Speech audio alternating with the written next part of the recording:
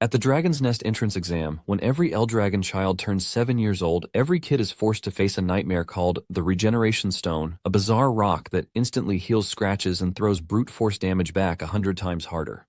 One student steps up full of confidence only to fail badly, ending up with broken arms just from trying to leave a mark on it.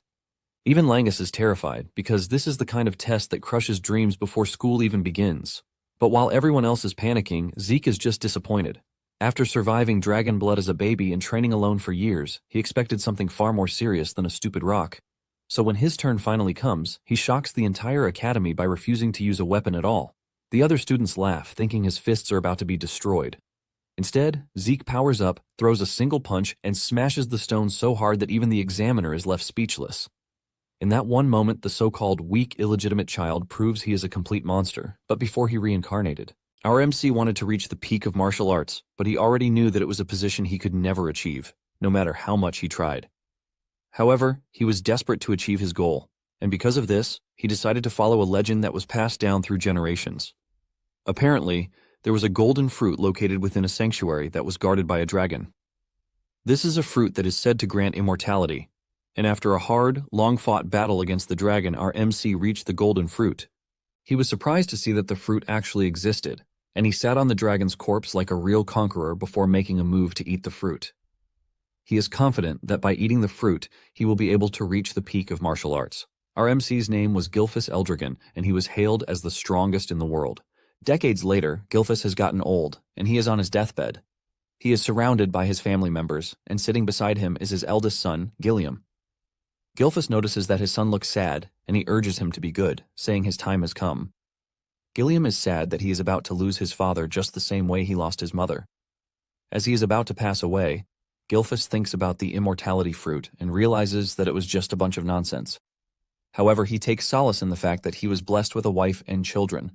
He tells his children that he lived a good life and he has no regrets. Although deep down, this was a freaking lie. Gilfus basically has regrets that he didn't have more time to reach the peak of martial arts. Moments later, he passes away, and suddenly, he opens his eyes again. He is shocked and wonders why everything looks different. He senses that his body is light, and when he looks around, he realizes that he has baby hands. This is when it dawns on him that he is a baby, and he is in a baby's cot. He couldn't believe his eyes, but he tried to calm himself since he was a 10-star in his past life. Gilfus concludes that his position is nowhere near normal, and he starts wondering who could have done such to him. Suddenly it dawns on him that the said immortality fruit that he ate wasn't actually an immortality fruit. The fruit's power was reincarnation, not immortality, just like he previously suspected. This makes him smile as he considers it a better luck to have. With this, he believes that he can finally reach the peak of martial arts.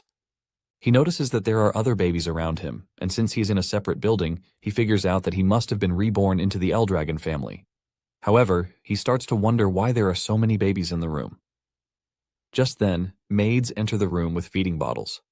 They reach into one of the cots and grab a baby goblin to feed it. Gilfus is shocked to see a goblin in the room, and he wonders what the maids are planning to do. After feeding the goblin with a red substance, the goblin explodes, spilling blood on Gilfus's face. He is shocked to see this, and fear crawls through his body as he tries to figure out what is inside the bottle. The maids then decide to dilute it a bit and continue giving it to the kids. Gilfus is soon grabbed by a maid while he is still trying to figure out what it is that they fed the goblin that caused it to explode. He can clearly see that the content of the bottle is not milk, but it seems to be overflowing with magic. He cannot believe that the maids are feeding babies with something so dangerous.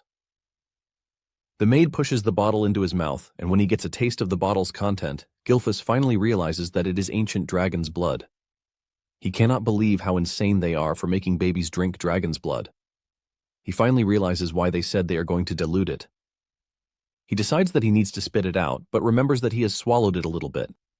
However, he concludes that a little amount will not kill him.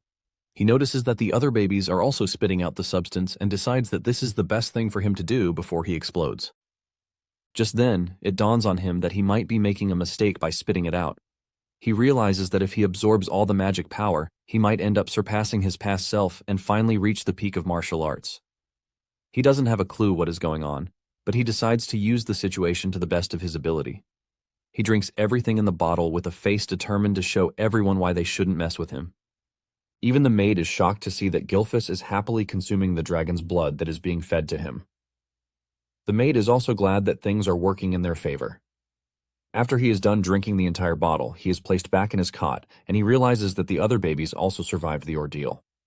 Just like a regular baby, he starts feeling sleepy from enjoying a good meal. 7 years later, Gilfus is seen practicing his strength skills by placing a boulder on his feet while doing a one-handed push-up. He reaches 1,000 push-ups before pushing the stone away into the distance. He stares at his bulked body, and he admits that he loves it. Apparently, Gilfus is now named Zeke Eldragon. Zeke attributes all the strength he has to the quality of the dragon blood that he consumed. The dragon's blood seemed to hold a vast amount of power, and even the babies who ingested just a little gained bodies which are far stronger than those of regular humans. Thanks to the divine dragon's true source power that he had already absorbed in his past life, Zeke was able to take in every drop of the ancient dragon's unique power. Zeke was able to go through a transformation that left him himself shocked. However, Zeke notices that he is still a 1-star warrior, leaving him disappointed since he is supposed to be at least 4 stars. Basically, a star is one's true source of power, which is compressed to its very limit. One envisions their body as a universe and lets the stars move within. It turns out that the difficulty increases with each star because the more stars, the greater the strength. And Zeke, in his past life, managed to reach the rank of 10 stars, which made him the only person in the world to ever do so. It has now been 7 years since Zeke was born as the son of the current head of the Eldragon family, but he is an illegitimate child. His mother had already died, and his father never once showed his face. Zeke cannot believe that he has a piece of trash as his father. Apparently, he reincarnated a millennium later, where the world has become a place for the weak to die at the hands of the strong. There is also a strange ritual known as the Dragon's Trial. Only babies who survive drinking the blood are supposed to be trained as Eldragon warriors, but Zeke has not received a single training from anybody. He tries asking the maid some questions, but the maid simply answers that she is not at liberty to say it.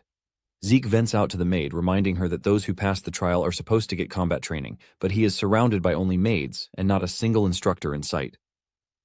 The maid acts like a doll as she asks Zeke if there is anything he requires, but he says no. Actually, Zeke can handle himself since he is currently focused on building his body more than getting combat training. Zeke then asks the maid if she can give him information about the other children in the main family, but the maid gives him the same reply, which is that she is not at liberty to say. Zeke tries to twist his way around to get an answer, but the maid maintains her answer. Zeke is pissed as he wonders if this is the only thing the maid can say. Zeke then asks the maid if he is at the house to be mistreated, but the maid debunks this, saying they have been ordered to tend to his personal needs. Zeke notices that the maid is a 3-star fighter, and for combat training, she would help him. Since the maid is not being helpful, Zeke decides that it is time for him to head into the forest.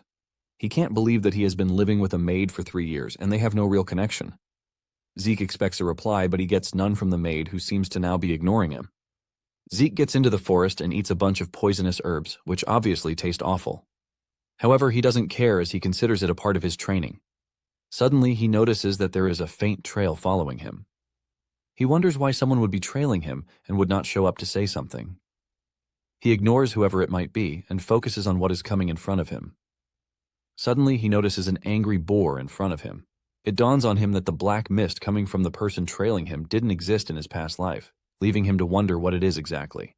Nonetheless, Zeke shows himself to the boar, and just as the name implies, it charges toward Zeke. Zeke grins when he realizes that he has the boar's attention. Zeke takes the perfect stance to easily dodge the boar, and once the boar is right in the open, Zeke lands a punch to its gut. This leaves a terrifying impact that smashes the boar's insides and one-shots it. Zeke is impressed that just a light tap from him, who is a 1-star, was able to take the boar out. Zeke then concludes that the quality of the star is what matters, not the quantity. Zeke grabs the boar and puts it on his shoulder as he heads back home. Zeke talks about how he is already tired of staying alone and he thinks of going on an adventure.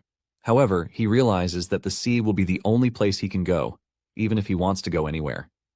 Meanwhile, the strange dude who was trailing Zeke is shocked that he was able to take out a boar with just a single punch without ever receiving an ounce of combat training. In addition to this, he can't believe that Zeke actually noticed that he was hiding. He basically concludes that Zeke is not a normal kid.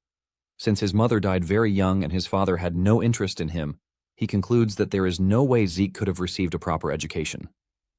However, he isn't allowed to run away since he is the child of the family head, and because of this, he has been kept under surveillance. The strange dude realizes that things are getting very interesting at every turn. Zeke returns home and notices that there are visitors at the house. He can sense the strength of these visitors, and he wonders what it is that they want from him.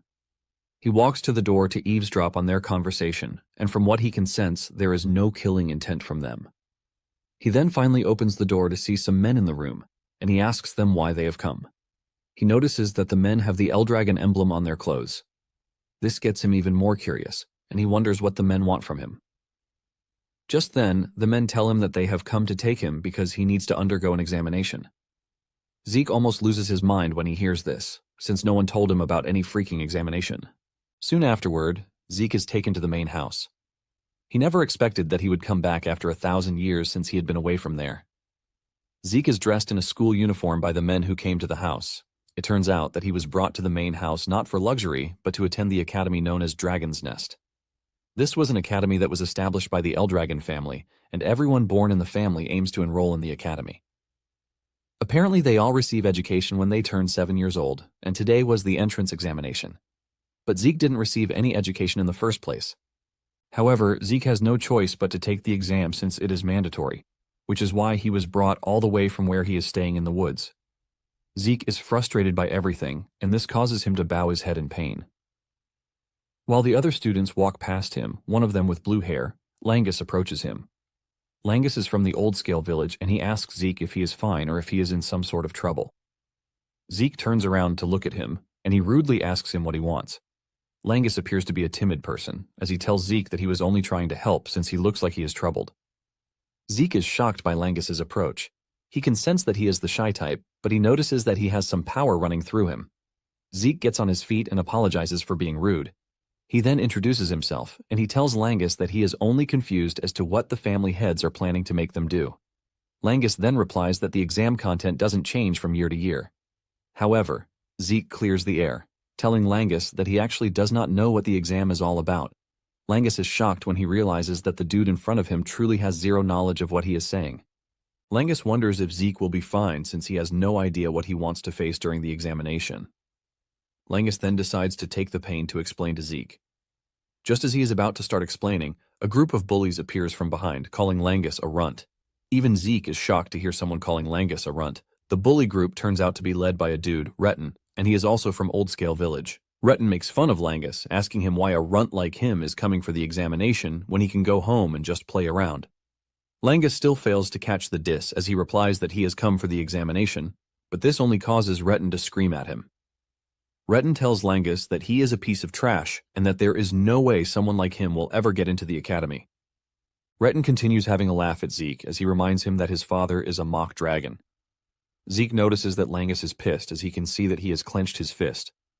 Apparently, the Eldragon family has a hierarchy, which is established by an absolute monarch. The rookies are known as lesser dragons, the common soldiers are known as young dragons, and the captain class are the adult dragons. Sitting at the top are the elders, or executive class, and they are known as the elder dragons. However, there is a level at the bottom which is reserved for trash, and they are called the mock dragons. The mock dragons are those who failed to enter the dragon's nest or those who could not graduate from the academy. They are basically referred to as fakes, but Langus wants to prove that people like him are not fakes. Zeke then decides to join the conversation, and he asks Retin how he knows that Langus is trash when he hasn't even undergone the examination. Retin is shocked by Zeke's interference, and he asks him who he is and if he has a problem with him. Zeke replies that he is cool, but he just wants to know why Retin thinks it is impossible for Langus to enter the academy. Retin then replies that people like Langus are weaklings. Zeke is shocked to hear this, and he simply tells Retin that Langus is stronger than him and his gang of trash. This pisses Retin off as he asks Zeke if he is implying that they are beneath someone like Langus. Before the entire thing can blow up, an examiner shows up to tell the students that the entrance examination is about to begin. He tells the applicants that they are required to pick a number tag after registering. Retin stares at Zeke with so much disgust, promising that he is going to remember his face. Zeke is surprised that Retin is already pissed, and he wonders why the current youth are short-tempered. Langus is surprised to hear Zeke say this since they are all of the same age. Langus then adds that anyone would get mad if they were called weak. Zeke then asks if the exam is mandatory, but Langus mentions that he is free to withdraw if he thinks he lacks the ability to participate in it. This comes as a surprise to Zeke, but this further proves to Langus that Zeke knows nothing. Langus then advises Zeke to withdraw since he might get hurt during the examination. Zeke lets Langus know that he has no intention of withdrawing. Langus is surprised to see how confident Zeke is even though he has no idea what the exam is all about. Zeke then suggests that they get a move on before the exam begins. Momentarily, all of the applicants are gathered. The examiner stands in front to tell them the details of the exam. He lets them know that all they need to do is leave a scratch on the rock in front of them to pass the examination. However, no weapons aside from the ones provided by the examiners are allowed. To make it interesting, they are allowed to use their bare hands as long as they can make a scratch on the rock. The examiner then reveals that they all have 3 attempts each, but Zeke doesn't see this as a particularly difficult examination. Langus is horrified to hear this, and Zeke wonders what the surprise is, since all they need to do is get a scratch on the rock. Zeke was already expecting some crazy examination because of the trial that they put them through by having them drink dragon blood, but with what he is seeing, Zeke is highly disappointed. The examiner then orders the examination to begin. The first applicant walks up to the rock and slashes it with all his might, but this shatters his sword and leaves a loud bang that almost deafens those who are present. Even with all the strength that he put into it, he was unable to leave a scratch on the rock. The boy crashes to the ground in pain, and the examiners ask him if he is willing to use his remaining 2 attempts, but he is in so much pain that he can't. They declare this a forfeiture, and he is taken away. Zeke then notices that Langus is acting all weird, and he wonders why this is, since the exam appears to be easy. Zeke then asks Langus about the rock. Langus reveals that the rock is called the Regeneration Stone, and it can repair any minor scratch instantaneously. It also has the ability to reflect a damage impact by 100 times over if attacked with brute force. Zeke concludes that the rock is pretty outrageous. Langus then mentions that one can actually leave a scratch on it if the ether source power within a person is properly circulated. With what he just heard, Zeke figures out that it basically falls on the proper handling of the ether source power rather than the individual's martial arts skill. Zeke takes a glance at the participants and he figures out that there is a considerable number of applicants who should be able to pass the exam. He notices that Retin and his guys are also strong enough to pass the exam. From where he is sitting, he can hear the applicants failing one after the other after their arms are broken from trying to leave a scratch on the rock. Momentarily, the examiner calls on number 315, which is Zeke's number. Langus fears for Zeke and he urges Zeke to withdraw, but Zeke assures him that he will be fine. Zeke steps up, and once the examiner sets his sight on him, he senses an immense pressure and aura coming from Zeke. Zeke is asked for a choice of weapon, and Zeke replies that there is no need for one as he plans to use his bare hands. The examiner asks him again if he really doesn't want to use a weapon, and he says yes, assuring the man that his fists are enough to do the job. When the other students hear this, they start making fun of him, saying there is no way he is going to be able to get a scratch on the rock with just his fists. Even Langus doesn't believe in Zeke, as he genuinely believes that his arms and fists might get ripped off. Langus starts blaming himself, saying he should have tried to stop Zeke from participating in the exam. Since Zeke has made up his mind on what he wants, the examiner tells him to proceed. Zeke checks out the rock and admits that it is made up of a mineral he hasn't seen before. He concludes that it is something that formed after 1,000 years. He realizes that there are a lot of things that he doesn't know yet, but he decides to shift them all to the future. Zeke powers himself up, ready to punch the rock. With the amount of power he generated, he believes that it should be enough to do what he wants to the rock. The technique he prefers to use is called the Dragon Slayer combat technique form. A bright yellow aura forms around his body and arm as he smashes his arm into the rock. This shatters the top of the rock at impact, leaving a loud noise and a cloud of dust. Everyone is surprised, but while everyone is closing their eyes, the examiner's eyes remain open, acting like a big deal. Zeke heaves a sigh of relief, but notices that the technique is a bit advanced for him at his age. He checks out his arm to see that it is bleeding, and his uniform is also ripped. Instead of praising himself for breaking the rock, Zeke concludes that his training isn't enough. The other students are left to wonder how he did it. On the other hand, Retin is just mad that Zeke was able to smash the rock. Langus is left picking his jaw from the ground since Zeke is the last person he expects to pass the exam. Even the examiner considers what he just watched an impossibility because only someone who is a 4-star rank or higher should have been able to shatter the regeneration stone. Since Zeke is an illegitimate child, the examiner wonders if he somehow inherited the powers of the house. The examiner also figures out that he has seen the move that Zeke used somewhere else. Zeke then walks up to the examiner asking him how he fared in the examination. The examiner lets him know that he has passed, and he is given a bottle with a green substance in it. Zeke asks the junior examiner about the contents of the bottle, but the dude just stares at him with hatred, telling him to move away. Zeke just assumes that the bottle is a reward for passing the test. Zeke returns to his newly found friend, and Langus praises him for how amazing he was. Zeke then asks Langus about the bottle, and he reveals that it is a healing potion. Zeke is confused when he hears this, and Langus mentions that it is a normal grade healing potion. Zeke checks it out one more time and realizes that the substance doesn't look poisonous. He starts wondering if the said healing potion might actually be an elixir. Apparently, an elixir is a potion that is made from very rare materials, and it is combined with herbs that grow only in secret realms. In addition to this, pure elixir cores from divine and phantom beasts are added. Drinking the elixir basically heals old and recent wounds instantly, while also boosting one's ether. However, refining the elixir is very difficult since its ingredients are very difficult to find. This is why it rarely appears on the market. Zeke then consumes the healing potion, and just as expected, his torn arms heal back up.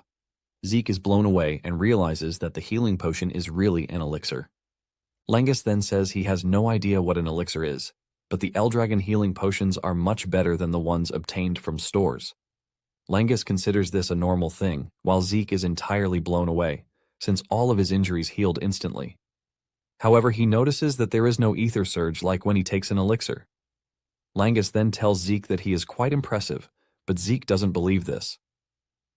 Zeke checks out the bottle and realizes that it is basically what human knowledge has been able to create for over a millennium.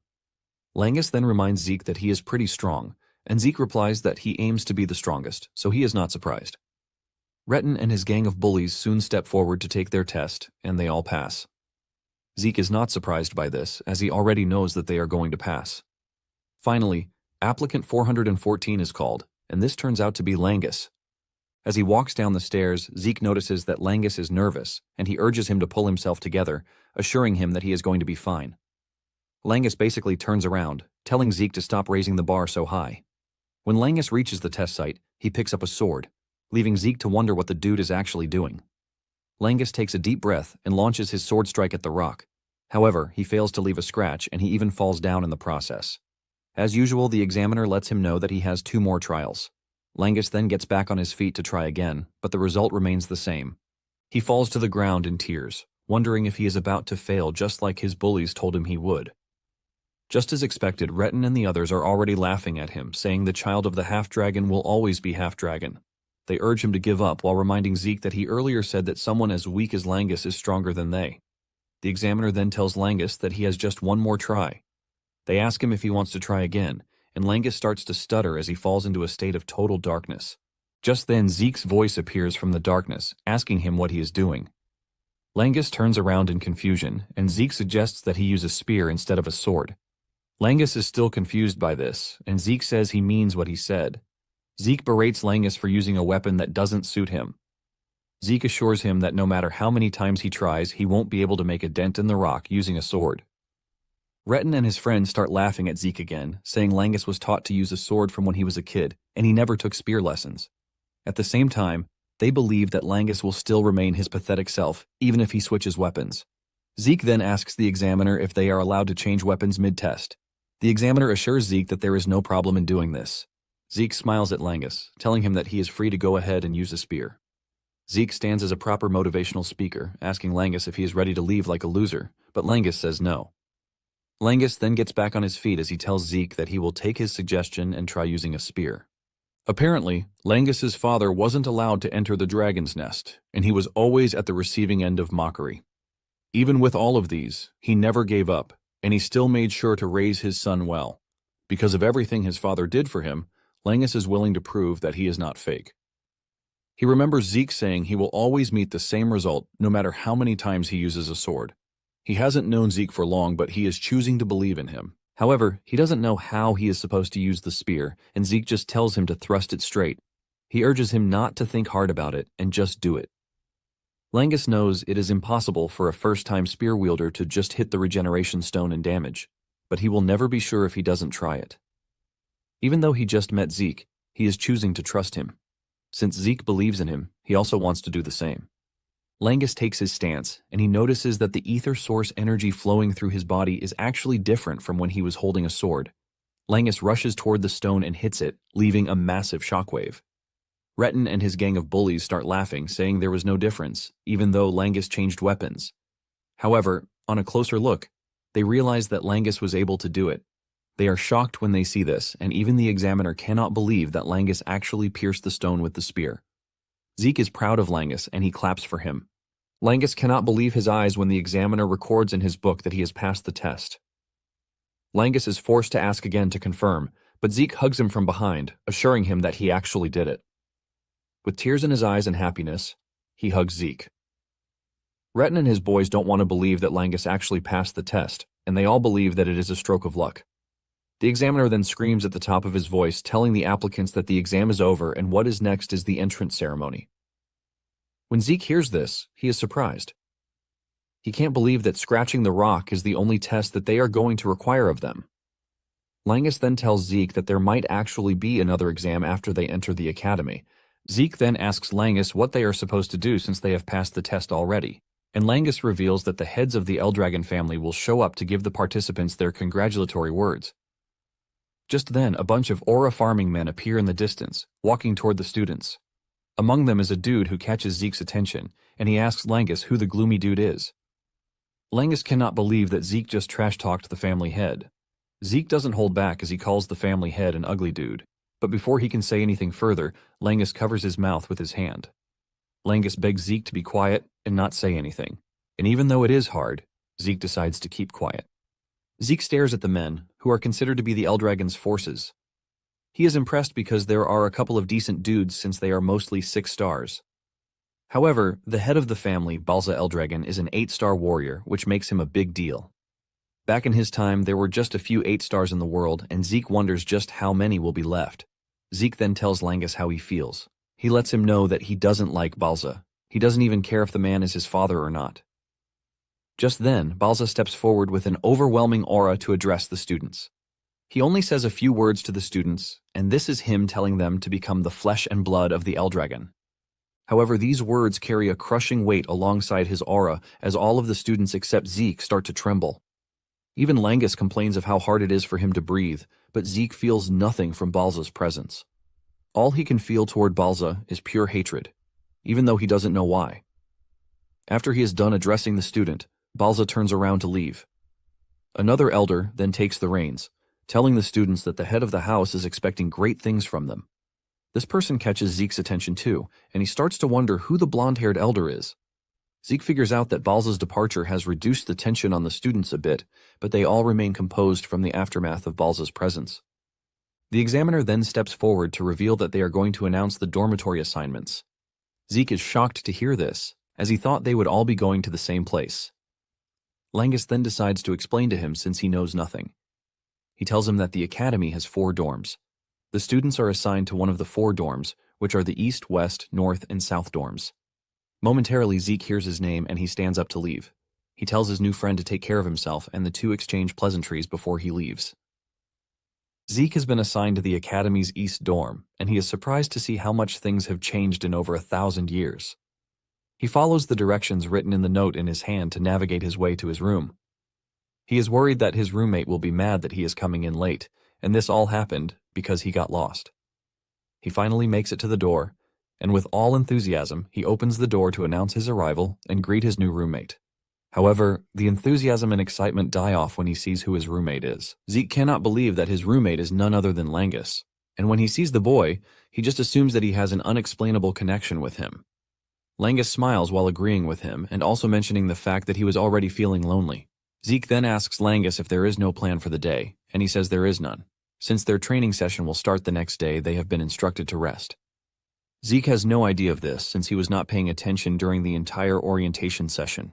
He looks bright while admitting this, but Langus doesn't think it's something that he should be proud of.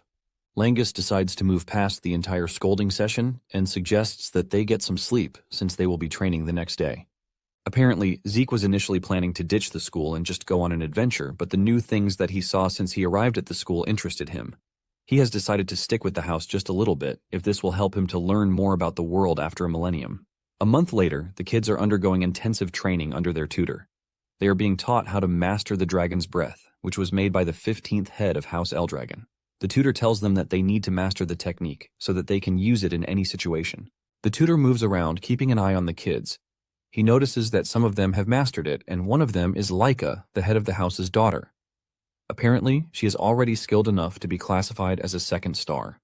However, he is more interested in Zeke. While everyone else is struggling, Zeke is carrying a boulder on his head while holding 2 dumbbells that have small boulders on them too. The tutor starts to draw closer to the fact that Zeke inherited the head's power. However, he wonders how he is able to master everything since he had no teacher who could have put him through. The teacher can only wonder, but couldn't come to a conclusion. On the other hand, Zeke is thinking about how the breathing technique, the Dragon King's breath that he invented, has been modified and passed down as Dragon's breath. Apparently, breathing techniques are ways to draw ether from the air into one's body and pass it around, which ultimately helps to enhance the ether. However, the optimal level depends on the user's skill and creativity. This is the reason each noble house refines its own style and keeps the finished technique secure. Zeke admits that the technique is safe and easy to learn, but he believes that it is utterly useless if he can only use it when he is standing still. Basically, his original technique allows him to use ether while moving around. The effects of the technique are huge, but only a few inherited it because of how difficult it is. Zeke simplified it back then so that anyone could use it in order to make the clan stronger, but he never thought it would evolve and be around for 1,000 more years. Zeke is impressed by this, and he believes that there might have been other martial arts techniques that have changed over time too. After the training session, the kids head to the dining hall to eat. While everyone is struggling to eat due to tiredness, Zeke is munching on his food without a care in the world. He notices that Langus is looking drained, and he urges him to eat his food because he won't be able to move optimally if he runs out of energy. Langus is forced to ask Zeke how he is so full of energy when everyone else is drained. Zeke disses Langus, telling him that he is just a weakling. He urges him to eat more and train harder. While lecturing Langus, Zeke notices that some of the kids who are well-trained are actually eating their food. Just then, Zeke is approached by Laika, and because Zeke doesn't know her, he straight up asks her who she is. Langus almost chokes on his food when he hears this, and he quickly moves to Zeke to whisper in his ear. He tells him that Laika is the head's daughter, but Zeke innocently tells Langus that he had no idea. Langus is almost dying from pressure as he tells Zeke that they are not even supposed to be talking to Laika. Zeke just stares at him like a fool, while telling him that he is also the head's son, even though he is an illegitimate child. Langus and Laika are both shocked when they hear this, and Laika asks him if he is telling the truth. Zeke calmly replies that he has no reason to lie. Laika then asks him how he was able to get strong enough to smash a regeneration stone with his bare hands. Laika is genuinely interested, but Zeke just replies that he was able to do it because he is just a cool dude. Zeke notices that Langus is totally out of his zone, and he calls him back out of it, telling him to eat his food. Laika then moves closer to Zeke, asking him if he would like to join her. Zeke is confused by what she means, and Laika says it plainly, urging Zeke to become her subordinate. Laika tells Zeke that she is going to become his backer since he is an illegitimate child, and he would obviously want allies.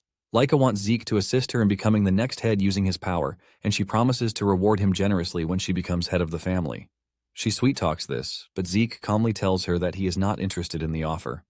When Laika hears this, she assumes that Zeke is also aiming to become the head of the family, which is why he is rejecting the proposal. While she is busy spewing her trash, Zeke is observing her, and he sees that she is already on the verge of becoming 2 stars, and he considers it something impressive for her age. Zeke finally opens his mouth to tell the girl that she is free to do whatever she likes because he is not interested in anything that concerns the family. Laika is shocked to hear this, and she gets more persistent as she asks Zeke what he really wants. Zeke is pissed off, and he angrily stabs the table with his table knife while unleashing a scary amount of pressure from his body to tell Laika that he has no interest in serving anyone. Zeke says he wants to be alone because he is obviously the strongest. Laika can feel the pressure from Zeke, leaving her utterly shocked. She cannot believe that Zeke's aura is actually scaring her. Zeke continues munching on his food while Langus tries to calm the situation. Laika then loses it, and she challenges Zeke to a duel. Zeke is surprised by this, but he is not one to shy away from a challenge. In no time, the news about the duel spread among the students that Laika is having a duel at the training grounds. The students rush over to watch the duel, and while Langus is freaking out, Zeke is acting very casual. Langus tries to remind Zeke that he is about to fight Laika, but Zeke simply replies that he has no idea who she is. Zeke then notices that Langus is also acting formally, and he asks him why this is. "Well, genius, this is because you are the head's son," Langus says. Zeke then asks Langus what it is that he wants from him. Zeke tries to explain the situation to him. He says Laika is Balza's daughter, and she also has Typhona blood, which is basically one of the 4 great houses backing Eldragon. Langa says Laika is a genius because she was able to master every form of swordsmanship that comes from House Typhona. Zeke just stands there casually while telling Langus that the only thing he is aware of is the fact that she is Balza's daughter. Zeke starts laughing, saying that not knowing actually adds more juice to the entire thing. He considers it an exciting turn of events, while Langus scolds him that there is no way he is going to win against Laika. Langus asks him why he accepted the challenge in the first place, and Zeke says it is obvious that he is expected to accept if he is challenged to a duel. In addition to this, Zeke stares at Laika, and he concludes that she looks readier for the duel. Laika then screams at Zeke to stop chattering while staring at him with her sword pushed into the ground like a proper warrior, and asks Zeke if he is ready to be taught some really good manners. Since the two are ready to fight, Langus leaves the arena for them. Langus urges Zeke to be careful as he runs away. Now that they are alone, Zeke asks Laika why she is so hell-bent on fighting him. Laika replies that she is aiming to be the next head of the house, and to claim the said seat, she wants to defeat Zeke and make him serve her. Zeke is shocked when he hears this, and he starts wondering what it is everything has to do with him. Laika is surprised that Zeke is acting all nonchalant, and she asks him if he doesn't know the truth about his family because he is an illegitimate child. Zeke is about to tell Laika that he knows when she cuts him off. Laika explains that, including Zeke, there are 5 heirs competing to be the next head. Zeke is the only one who doesn't carry blood from one of the 4 great houses of Eldragon. The key point is that whichever house produces the head, which means they are all striving to be the best in the academy. And to stand against her brothers, Laika says she needs more allies. The whole explanation leaves Zeke totally confused, but he manages to grasp the point of it. Laika lets him know that she is fighting to secure her place, and without wasting any more time, she lunges toward Zeke. She is determined to defeat Zeke, and with her sword she tries to land a hit on Zeke, but he subtly steps back. Zeke dodges the strike, but the sword strike leaves the ground shattered. Laika is not ready to give up as she stands up again to attack Zeke. She swings her sword frantically and with great power, leaving the spectators totally amazed. They commend Laika for being so great with the sword, even if it is just a training sword. As if she can hear the spectators cheering for her, she increases the intensity of attacking Zeke. However, Zeke simply leaps around the arena, dodging her every strike. The spectators, on the other hand, are blown away by how powerful Laika is, since she is the child of the family head. They are confident that Laika will finish the match in time. Unknown to them, Laika is already getting frustrated because all Zeke does is jump around to dodge her strikes. Zeke puts little to no effort into dodging Laika's attacks, forcing her to question her inability to land a hit. Zeke commends Laika for actually being fast, and the kind of technique she is using also appears to be great. Zeke even adds that she is performing better than regular 1-star warriors. Laika gets mad and screams at Zeke, telling him to fight instead of just talking. Since this is what Laika wants, Zeke decides to give her a taste of his strength. Zeke easily dodges her strike before punching her in the chest. The punch sends a destructive wave through her body, causing her to cough up blood. Laika falls to her knees in pain, leaving the other students shocked. In pain, Laika looks up and asks Zeke why she can't land a hit on him when she is supposed to be much better than him. Zeke admits that she is faster than most 1-stars that he has met, but he lets her know that she is still nothing but a 1-star warrior. Laika then argues, reminding Zeke that he is also 1-star. Zeke explains that he can easily read her movements thanks to the way she breathes, the twitch of her muscles, and even the shift of her eyes. In addition to this, he has way more experience than her. Zeke explains this in such an arrogant way that it forces Laika to get back on her feet. She dashes towards Zeke again with her sword in hand, ready to tear his head off, but even with the surprise attack, Zeke still dodges by acrobatically leaping backwards. This leaves Laika clearly open to Zeke's attack, and Zeke punishes her by punching her straight into the far wall. She hits the wall and leaves a huge cloud of dust covering the area. The spectators are left shocked when they see this, as they wonder if Laika actually lost. Langus is excited when he sees this, and he rushes back into the arena, telling Zeke how incredible he is. However, Zeke tells Langus that the fight is not yet over. Zeke is impressed that Laika is actually able to withstand his blow. When the dust clears, Laika is seen struggling to get off her knees with a battered body, but she is not ready to give up. Langus tries telling her to stop because she might end up worse. Zeke then tells Langus to step back because things are about to get more serious, and if he gets injured, he is not going to be responsible for it. Zeke had suspected it, and now he confirms that Laika has reached 2 stars. Laika gets on her feet, and a blaring aura swirls around her. The spectators immediately figure out that Laika has reached 2 stars. The two-star realm is one where the wielder can project true source power outside the body for martial arts. The projection is basically what is known as aura. Laika appears stronger, and she thanks Zeke for pushing her to be able to reach 2 stars. Enraged, she dashes toward Zeke, ready to strike him down. Her sword follows a golden trail of aura, and Zeke admits that she has gotten stronger and faster. Zeke continues to toy with her until he misjudges her strength, and he ends up getting cut on the face. Laika notices that he is left in awe, and she uses that to boast about the strength of a 2-star. She assures Zeke that he's about to face the true Thunder Spirit Greatsword arts. Zeke, on the other hand, is excited because he will finally get to witness something he hasn't seen in the past. He is absolutely hyped to see what Laika has in store for him. Laika then activates her Thunder Light Flash technique that hits Zeke before he could even move, leaving him totally shocked and with questions of how Laika is able to wield lightning. Zeke admits that Laika is quite insane, but Laika doesn't see any form of regret coming from him because he is smiling. Laika angrily activates another technique, striking Zeke, leaving him to come to the conclusion that whatever Laika is doing is just too much for him. He knows that his body can't take what Laika is doing to him just yet, and while he is still trying to gather information on his current status, the spectators are all amazed. They never expected someone who is a 1-star warrior to stand toe-to-toe with Laika. Zeke figures out that Laika's movements haven't changed much, but her upgrade to 2 stars has given her a sudden explosive power. Zeke is forced to admit that Laika is doing pretty great, in addition to the fact that being covered in lightning the way she is doing it was basically impossible 1,000 years ago. With the way she is moving around, Zeke figures out that he could land a counterattack, but he is curious to see her full power, so he is ready to take the hits till then. Laika is pissed that Zeke still has the effrontery to be smiling even when he is in such a bad situation. She concludes that Zeke is brimming with confidence and decides that she is going to take that confidence away from him. She dashes toward him with an even deadlier and faster technique that Zeke couldn't dodge. Zeke watches as the attack hits him, and he is thrown into the wall, leaving a loud explosion that gets everyone watching worried about his well-being. The dust clears off, and Zeke is still on his feet with a smile on his face. This pisses her off again, and she strikes him with another lightning bolt attack to get him on his knees. Langus comes running over, telling Laika to stop the attack, but Laika refuses, replying that Zeke is on his feet. Laika claims that she can't stop because that would only crush his pride. Laika promises to go easy on Zeke if he surrenders and swears loyalty to her. However, Zeke remains mute, and Laika can clearly see that even though he is not a legitimate child, his pride as an Eldragon remains in him. Since he is acting all pompous, Laika decides that she is going to use everything she has to finish off the fight. She activates the Thunder Spirit Greatsword arts, the Heavenly Thunder, and she strikes him with it. Zeke cannot move from where he is, and he is dealt the entire force of the strike. His body is hit with so much lightning that he screams out in pain. Once the attack is over, Zeke crashes to the shattered ground, unresponsive. Laika finally pushes her sword into the ground, believing that the match is over.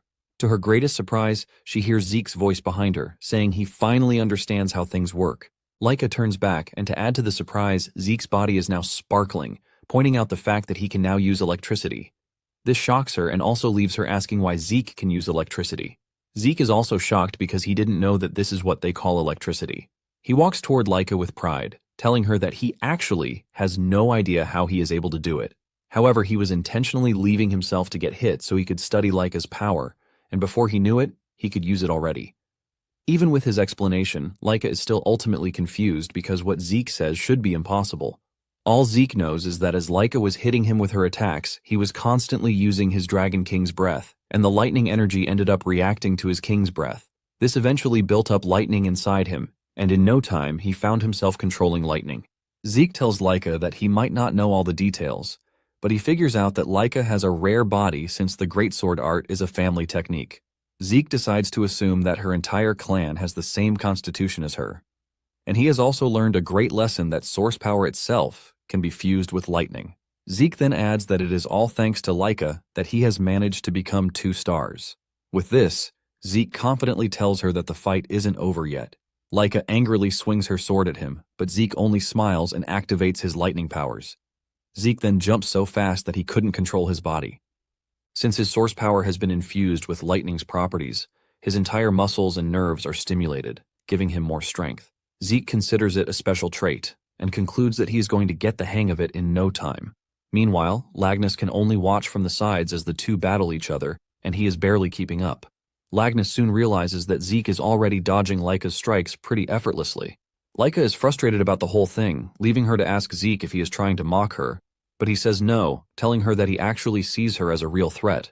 Laika swings her sword to a great distance just to try and catch him off guard, but he still dodges the strike, and he decides that it is time he finishes off the battle. Zeke mentions that to finish the battle, he is going to create a new technique, even though it's been a long time since he's done that.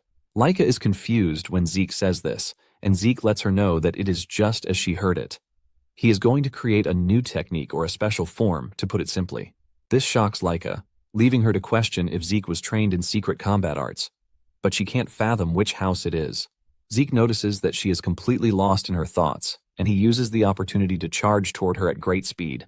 Zeke hits her with his newest technique, the dragon-slaying arts, Tempest of Thunder. With a powerful combination of lightning bolts, Laika falls to her knees, and Zeke smiles, saying the match is over. Laika is so damaged that she couldn't even stay on her knees, and she ends up crashing to the ground in pain. Laika crawls toward her sword because she cannot believe that she just lost, and she is aiming to surpass her brothers to become the next head of the house. While she is busy scolding herself, Zeke walks up to her, telling her that she was actually strong because she provided him with a really tough fight.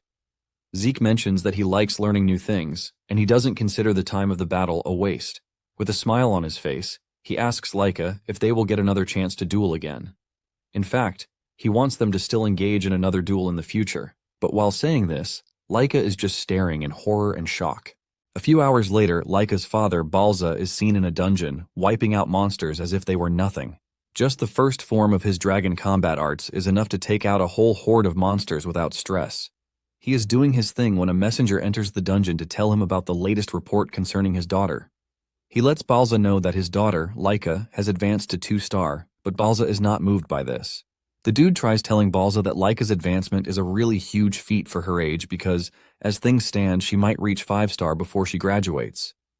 Balza then clears the air, saying talent is nothing unless it is put to use. He urges the dude to come back with more news when she has finally used her new power.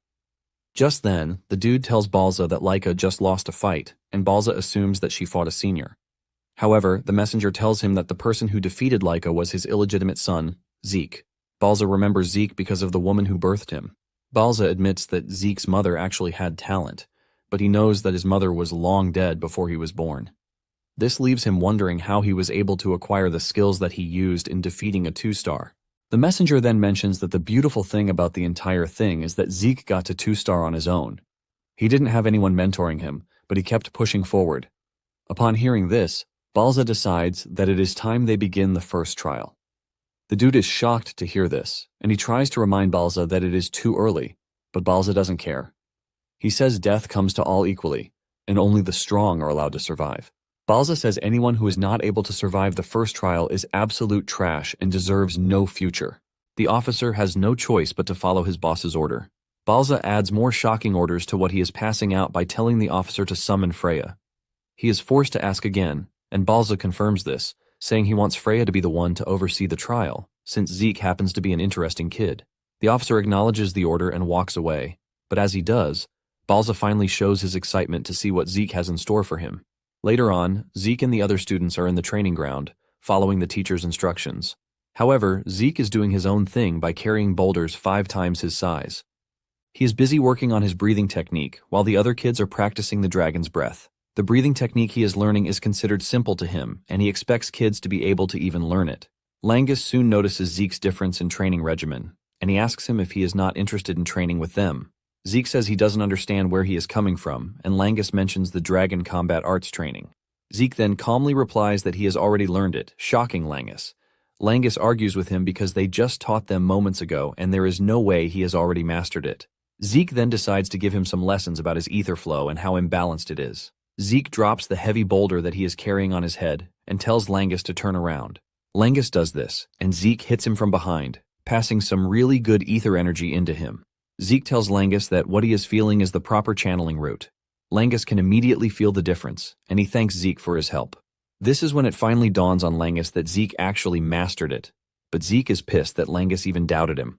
Langus quickly clears the air, telling Zeke that he misunderstands him. Langus mentions that he has never been taught by anyone besides his father, which is why he has always had to push himself. However, Zeke is already strong enough to defeat Laika on his own. Langus assumes that the dragon combat arts are simple and boring for Zeke, but Zeke says this is not the case. Zeke mentions that the stability is actually quite impressive. Basically, Dragon Combat Arts was once talked down on by his sons, who claimed that it was too complex and difficult. Even though it is complex, it is a combat art of overwhelming power that has several fighting forms incorporated into it. In addition, Zeke has just gotten a new form, thanks to his fight with Laika. It turns out that the technique he used in defeating the dragon is the final form, and Zeke is curious to see how the technique has been refined over the years. Zeke then decides that it is time to return to physical training, since there is nothing else to learn from Dragon Combat Arts. Suddenly, Langus hits Zeke with a weird request, asking him if he would do him the honor of training him. Langus talks about his desire to get really strong, even though it is quite tough. Surprisingly, Zeke tells him that he is up for it because he sees Langus as someone who is teachable. Langus is still celebrating his win when a familiar voice appears from behind, asking Zeke to train her too. The voice is none other than Laika, and even though she is shy about it, she cannot help but admit the fact that Zeke is impressive enough to have defeated her. Laika talks about just how good Zeke is, and she admits that her pride was shattered during their match. Zeke is shocked by the sudden request, and Laika adds that she also wants to get stronger so she can surpass her brothers and even Zeke himself. Laika completely throws away her ego, and she urges Zeke to teach her how to be stronger, but Zeke takes a moment to think about his answer, leaving Laika in a state of panic. Laika is impressed when she realizes that Zeke is ready to train her, since he also has a claim to the title of the head. Zeke assures Laika that he doesn't mind training her, but he is worried that she is not healed from their last fight. Laika then reveals that she used a healing potion, which is why she is fine. Zeke is blown away by the ridiculous things that the potion can do. Langus then says Laika is also impressive, aside from the fact that she used a healing potion. Zeke agrees, saying they now live in an era where everything is possible. Laika also comes clean, saying that without the potion, she would have been bedridden for a whole month. She then asks Zeke again if he is ready to train her, and Zeke assures her that he is not one to turn down an eager young talent. Lagnus and Laika are shocked by his choice of words, since he is also young like them. Zeke nervously moves past the matter to avoid further questioning from the two. Zeke then asks Laika if she is sure about receiving training from him because he is the one who beat her up in the first place. Laika replies that she doesn't mind because she is not in a position to care about status or pride. She is ready to do whatever it takes to get stronger and claim the position of head for herself. Zeke then asks her why she is so obsessed with being the head of the family, because this was the same thing she was shouting when they fought. Laika then confesses that failure to become the head of the family means the only path for her is marriage. And talking about marriage, it is going to be a political one, which is pretty obvious. She is going to end up marrying one of her cousins, or a dude that she has never even met in her life. Zeke is shocked to hear this, and Laika explains that the Eldragon bloodline is valuable, especially for the four great houses. She says the true source of their power is pretty unique, which is why they are going to use the ladies in whichever way they please. Zeke bursts out in rage when he hears this because he never believed that the family would treat a human being like breeding stock. Zeke swears that he will be the one to put an end to the trash culture and tradition. Suddenly, the instructor calls the students' attention to the fact that there is a new instructor in town. He tells them that the said instructor came even though she was very busy. The redhead lady appears out of nowhere and tries to grab Laika by the ear, but her reflexes kick in and she moves backward before she can touch her. The lady commends Laika's reflexes, saying they are pretty sharp. Langus, on the other hand, is trembling from fear, and he grabs Zeke because he couldn't even sense her. The instructors finally introduce the mysterious lady standing in front of them as Freya. Freya is a member of the Black Dragon Corps, and she smiles, saying it is nice to meet the students. Freya notices that Zeke is not surprised, and she mentions this. Zeke shatters her ego, telling her that there is nothing to be surprised about. However, Zeke smiles, telling Freya that she has an intriguing skill. Freya finally understands why the head of the family has been concerned. On the other hand, Zeke is more interested in Freya's martial arts than her annoying concealment skill. Zeke notices the flow of power in her legs and realizes that he has not seen anything like it before. Zeke is already eager to get it on with Freya because she appears to be really interesting. Freya then joins the other instructors to tell the students to be at their best behavior. The head instructor also mentions that Freya is a 6-star dragon, and he urges the students to pay attention. The other students are shaking and trembling from Freya's amazing power, unlike Zeke, who doesn't really care. The students ask Freya if she's going to teach them her skills, and she says yes, but tells them that they are going to have to pass her test first. The students panic when they learn that there is a test involved, but Freya assures them that it is an easy one. She brings out a crystal orb, and she tells them that they have to take the orb and then spend a whole month on Poison Dragon Mountain. This sends another wave of panic among the students, but Zeke remains calm as usual. He realizes that it's been a long time since he heard the name. The Poison Dragon Mountain is a place that is home to countless venomous beasts. Even the plants on the island are so dangerous that brushing past one of them means instant death for an ordinary person. Zeke remembers that he used to train there in his past life. He wonders if the mountain is not too much for the kids. Freya reveals that anyone who goes missing or breaks their crystal orb during the test is automatically disqualified. One of the students then asks what will happen if they fail the test, and Freya lets them know that they are automatically expelled. As for the poison, she tells them that they can control their breath with the dragon's breath technique. She assures them that they will be fine as long as they keep their orb safe. Laika protests, saying there are monsters on the mountain, and Freya coldly replies that it is up to them to kill the monsters. It is basically a game to survive for a month or die in the process. The students start to panic, but Freya urges them to calm down because they still have 5 days before the test. In the course of 5 days, they are expected to choose and learn one of House Eldragon's basic martial arts to help them survive on the mountain. She assures them that once they have a fighting style, it will be easy for them to survive.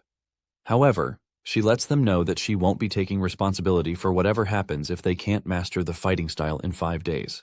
One of the students asks if Freya will step in and help them if they are in danger, but she tells them with all seriousness that they are on their own. Freya believes that the test is very easy and that they should be able to clear it without much difficulty.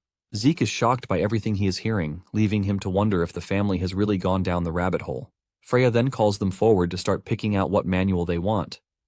Langus is confused about what to pick, and Zeke urges him to pick the spear manual. He reminds him that he used one during the entrance examination, and hearing this, Langus makes his decision. Zeke also notices that Laika is confused about what to pick, and he tells her to pick the axe manual. Laika is shocked, and she asks Zeke why she should pick the axe manual. Zeke strolls away, telling Laika that it is going to cover what she is currently lacking. Since this is Zeke's advice for her, she decides to go with it. Once they have all picked what they want, Freya tells them to train on it for the next couple of days. Freya assures them that failure to do this means nothing but certain death. Suddenly, Freya adds one more rule to make things spicy. She tells them that during the test, senior students from the inner building will be trying to steal their crystal orbs. The seniors who will be joining them have just one job, and this is to steal their orbs. Freya then tries to make things make sense by saying there are more of them, so they should be fine. Langus almost loses his sanity when he realizes that they will be fighting monsters and upperclassmen at the same time. Laika admits that she is going to struggle against the upperclassmen because they are all 2 stars or higher. Since she is going to struggle, she believes that most of the students are going to die during the test. Zeke agrees with Laika but urges them to form pairs of 2s or trios if they can't handle the situation alone. Zeke mentions that there is no rule against teaming up against the seniors, so they should be fine. Langus then asks Zeke what he plans to do, and he reveals his intentions to go solo because this is more fun. Laika initially wants to protest against this, but suddenly remembers that Zeke is that guy, and he might actually be capable. Zeke smiles as he strolls off, suggesting that they get some food to eat. 5 days later, the students gather at the mouth of the mountain, and they all have their weapons with them. Freya is also present, and she loves the weather conditions because it is perfect for the test. Once she is done gloating, she declares the test open. As usual, Lagnus is nervous, and he wonders if it is okay to team up with Laika since he is not from a noble family. He is doubting himself when he hears another commoner like him, Celine, mention that she is also in Laika's group. There is also another dude, Raymond, who will be joining the group, and they are all commoners. Laika then tells the trio that she doesn't care about status because she invited them due to their insane abilities. Langus is happy to be selected, and he assures Laika that he is going to do his best. The other 2 also assure her that they are going to live up to her expectations of them. As for Zeke, he maintains his stance about going solo. Zeke then commends Laika's team, saying they are a strong team. Zeke can see through their talents and realizes that she has gathered the most capable students in the class. He is impressed that she has a sharp eye for talent. Zeke assures Lagnus that he has nothing to worry about because his team is practically unstoppable. Freya is surprised to see that the students have chosen to move in groups. She commends these tactics, since most of them have not even fully mastered their weapons. Once she confirms that everyone has their crystal orbs, she reminds them that their job is to survive for a month while keeping the orb. She tells them that as long as they have the orb by the end of the month, they have passed the test. She then drops another shocking fact saying the orbs are identical. This basically means they can steal each other's orbs. Freya tells them that the moment they settle into the mountain, the seniors will move in to try and steal their orbs. The seniors create a sense of panic in the kids, saying most of them have not even reached 1 star, which means things will be easy. Once Freya is done with her explanation, she tells the students to get a move on. As they dash into the woods, Laika turns around to tell Zeke that he must return alive, and Zeke tells her the same thing too. While everyone is rushing into the woods, Zeke stays behind, and Freya asks him if he is going or not. Zeke replies that he is not nervous like the others. Once everyone else has rushed ahead, Zeke starts strolling into the woods. After they are gone, the head instructor asks Freya if she thinks the kids will be fine because the exam appears to be too much for their current stage. The man says they are new students who know nothing but the basics, but their combat skills are seriously lacking. Freya then replies that everything will be fine. She admits that the mountain has a lot of monsters residing there, but the monsters are not strong according to her. Freya reminds the instructor that the students are sticking together, which should make things easy for them. However, there is something strange that she plans to release into the forest later on. The instructor hears this and asks her what she meant, but she quickly moves past it, saying it is nothing. Freya then turns to the seniors, telling them to move out too. The seniors also rush out, looking all hyped and eager to take down their juniors. Freya smiles, saying she is looking forward to just how many students are going to survive the test. Moments later, the senior finds Zeke standing alone in the forest, and they assume that he is easy prey. The seniors immediately converge on him, and one of them fires an arrow at him, but he easily catches it. Zeke laughs out loud like a maniac, telling the seniors that he has been waiting for them. Fear crawls through their bodies when they hear this because it is the last thing they expect to hear from him. They are still trying to process what is happening in front of them when Zeke dashes toward them with a big smile on his face, looking like a terrifying character straight out of a horror movie. A week later, Laika and team are battling it out against tree frogs. With their precise coordination, they are able to take down a ton of frogs, and Laika commends her team, telling them that they are doing really great. The team, on the other hand, is blown away by Laika's ruthlessness, as she has been able to take down multiple frogs. Laika tells them not to be surprised because she is obviously 2 stars already, and a bunch of tree frogs are nothing to her. In addition, she is impressed that they have all gotten stronger since the test started a week ago. Celine and Raymond have both become 1 star in the time frame of this. The two are happy, but they heap praise on Laika, saying it is all thanks to her. Langus, on the other hand, has no star yet, and he appears dejected. His team member notices this and lets him know that he is not left out of those who have gotten stronger. They tell him that he has no reason to rush, and Langus takes their encouragement with a bit of a smile. Laika lets him know that being able to take down the frogs without a star is an incredible feat on its own. In addition, Laika adds that Langus trained with Zeke before the test, and this has made his spear work absolutely flawless. Laika tells him that it is just a matter of time before he reaches 1 star. Since it's already getting dark, Laika suggests that they return to base. After all, it is dangerous for them to be moving around in the dark. Upon arriving at base, they are met with a surprise. An upperclassman is already waiting for them, and the moment they spot him, they all go into defensive positions. Laika asks him if he is there to steal their crystal orb, and he tells them that this is the only reason he is there. Laika realizes that they have finally encountered an upperclassman, and he is a 2 star. Laika suggests that he turn around and leave, since he won't be able to beat all of them by himself, but lets Laika know that she is wrong with her assumption. 3 other upperclassmen, who are 1 stars, appear from behind, surrounding the team. The dude makes fun of Laika, telling her that she might be strong, but at the same time, she can't take them down, while protecting the deadbeats who call themselves her teammates. The dude tells Laika to give up, but Laika refuses, and the two charge at each other. Laika tells the others to stay safe until she finishes up with the 2-star dude. A fierce battle ensues between the rest of the team and the upperclassmen. The upperclassmen urge the team to quietly surrender their crystals, but none of them is ready to do this.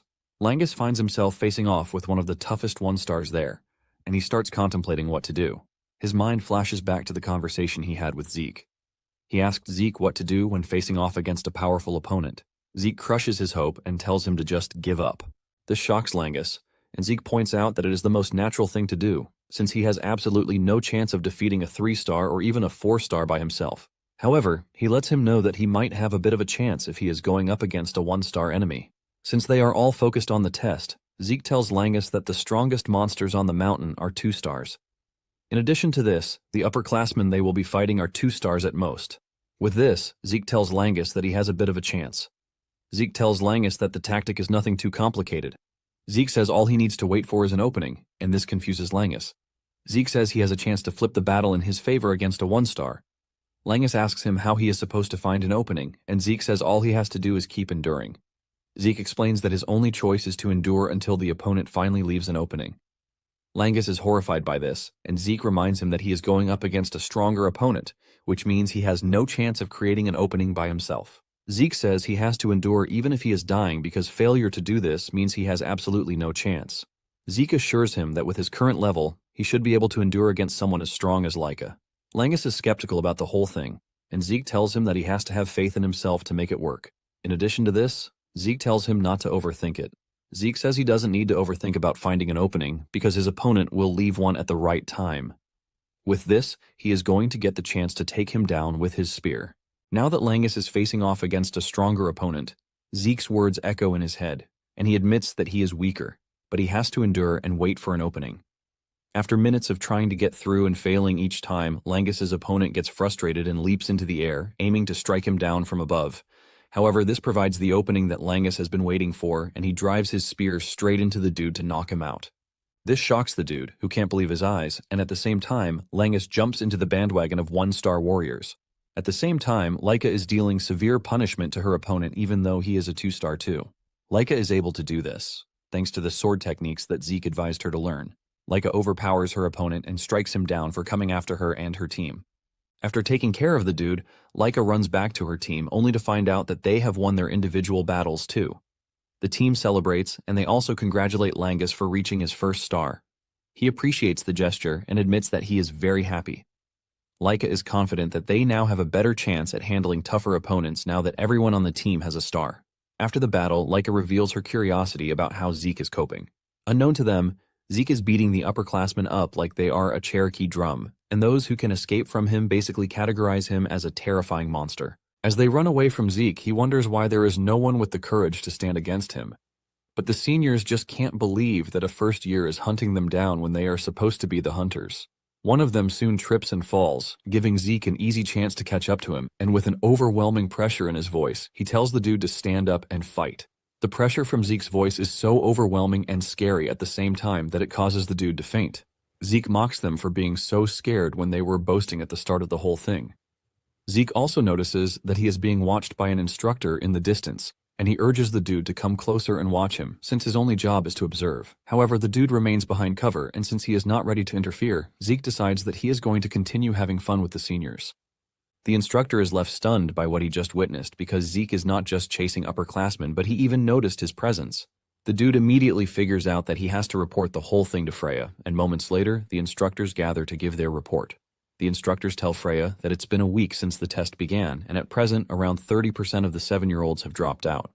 However, they believe that the ones who remain are adapting pretty quickly, so they don't expect the numbers to drop much further. Freya is pleased to hear this, and she asks about the upperclassmen, but she gets a moment of hesitation from the instructors.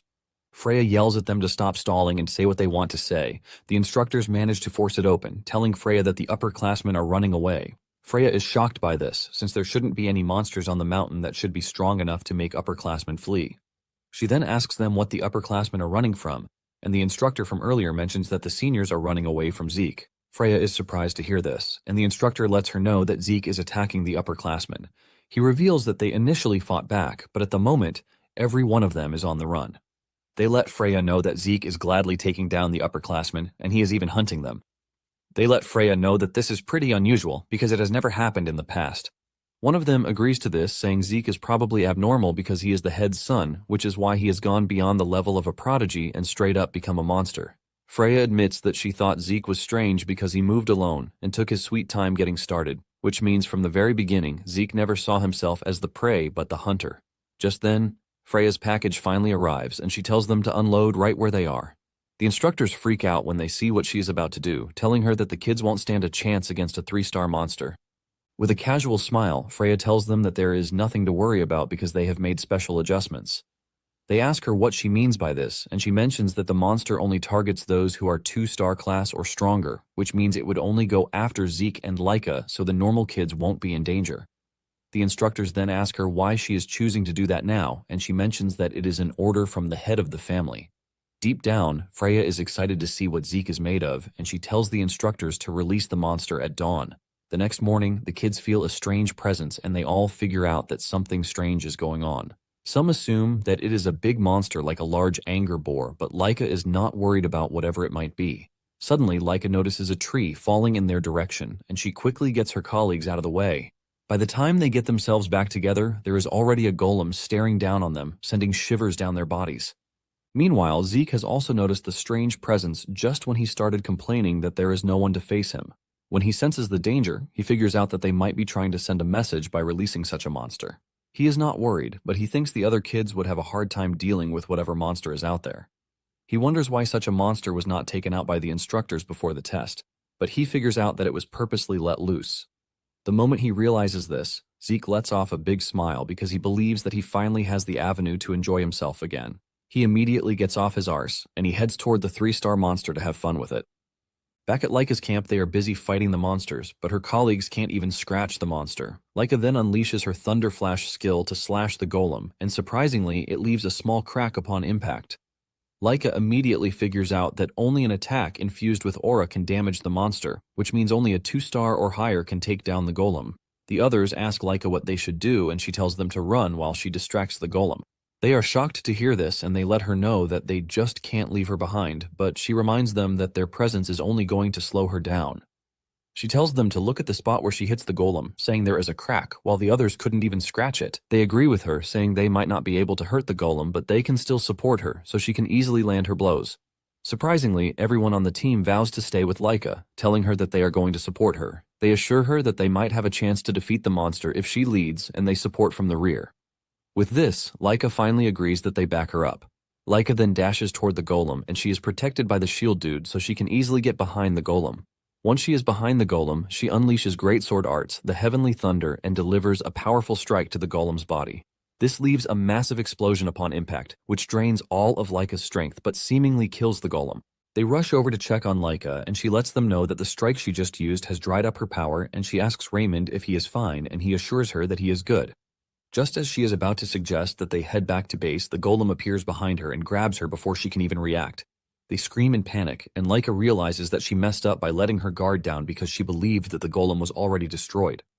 Even the other kids are surprised that the golem is still able to move after everything Laika has thrown at it. Langus pokes the golem with his spear, trying to get it to release Laika, but suddenly, a tree comes flying at the golem, forcing the golem to drop Laika. They quickly grab Laika to escape to a safe distance while wondering what just happened. Out of nowhere, they hear a familiar voice, which is Zeke's voice. With an excited face, Zeke emerges from the wood and he looks absolutely fascinated by the golem, since it is his first time seeing such a monster. Moments earlier, Zeke had noticed Laika's lightning strike, and he realized that Laika's group was the first to get to the monster. Zeke is disappointed in himself because, back in his prime, he would have closed down the distance really fast. Even though Laika's group is full of promising kids, Zeke wonders just how long they can hold out against a 3-star monster. Zeke then decides to try the new trick that he learned some time ago. He runs to a tree and pulls it out with an overwhelming force before hurling it in the golem's direction. As the tree cuts through the air toward the golem, Zeke is glad that he actually learned the skill.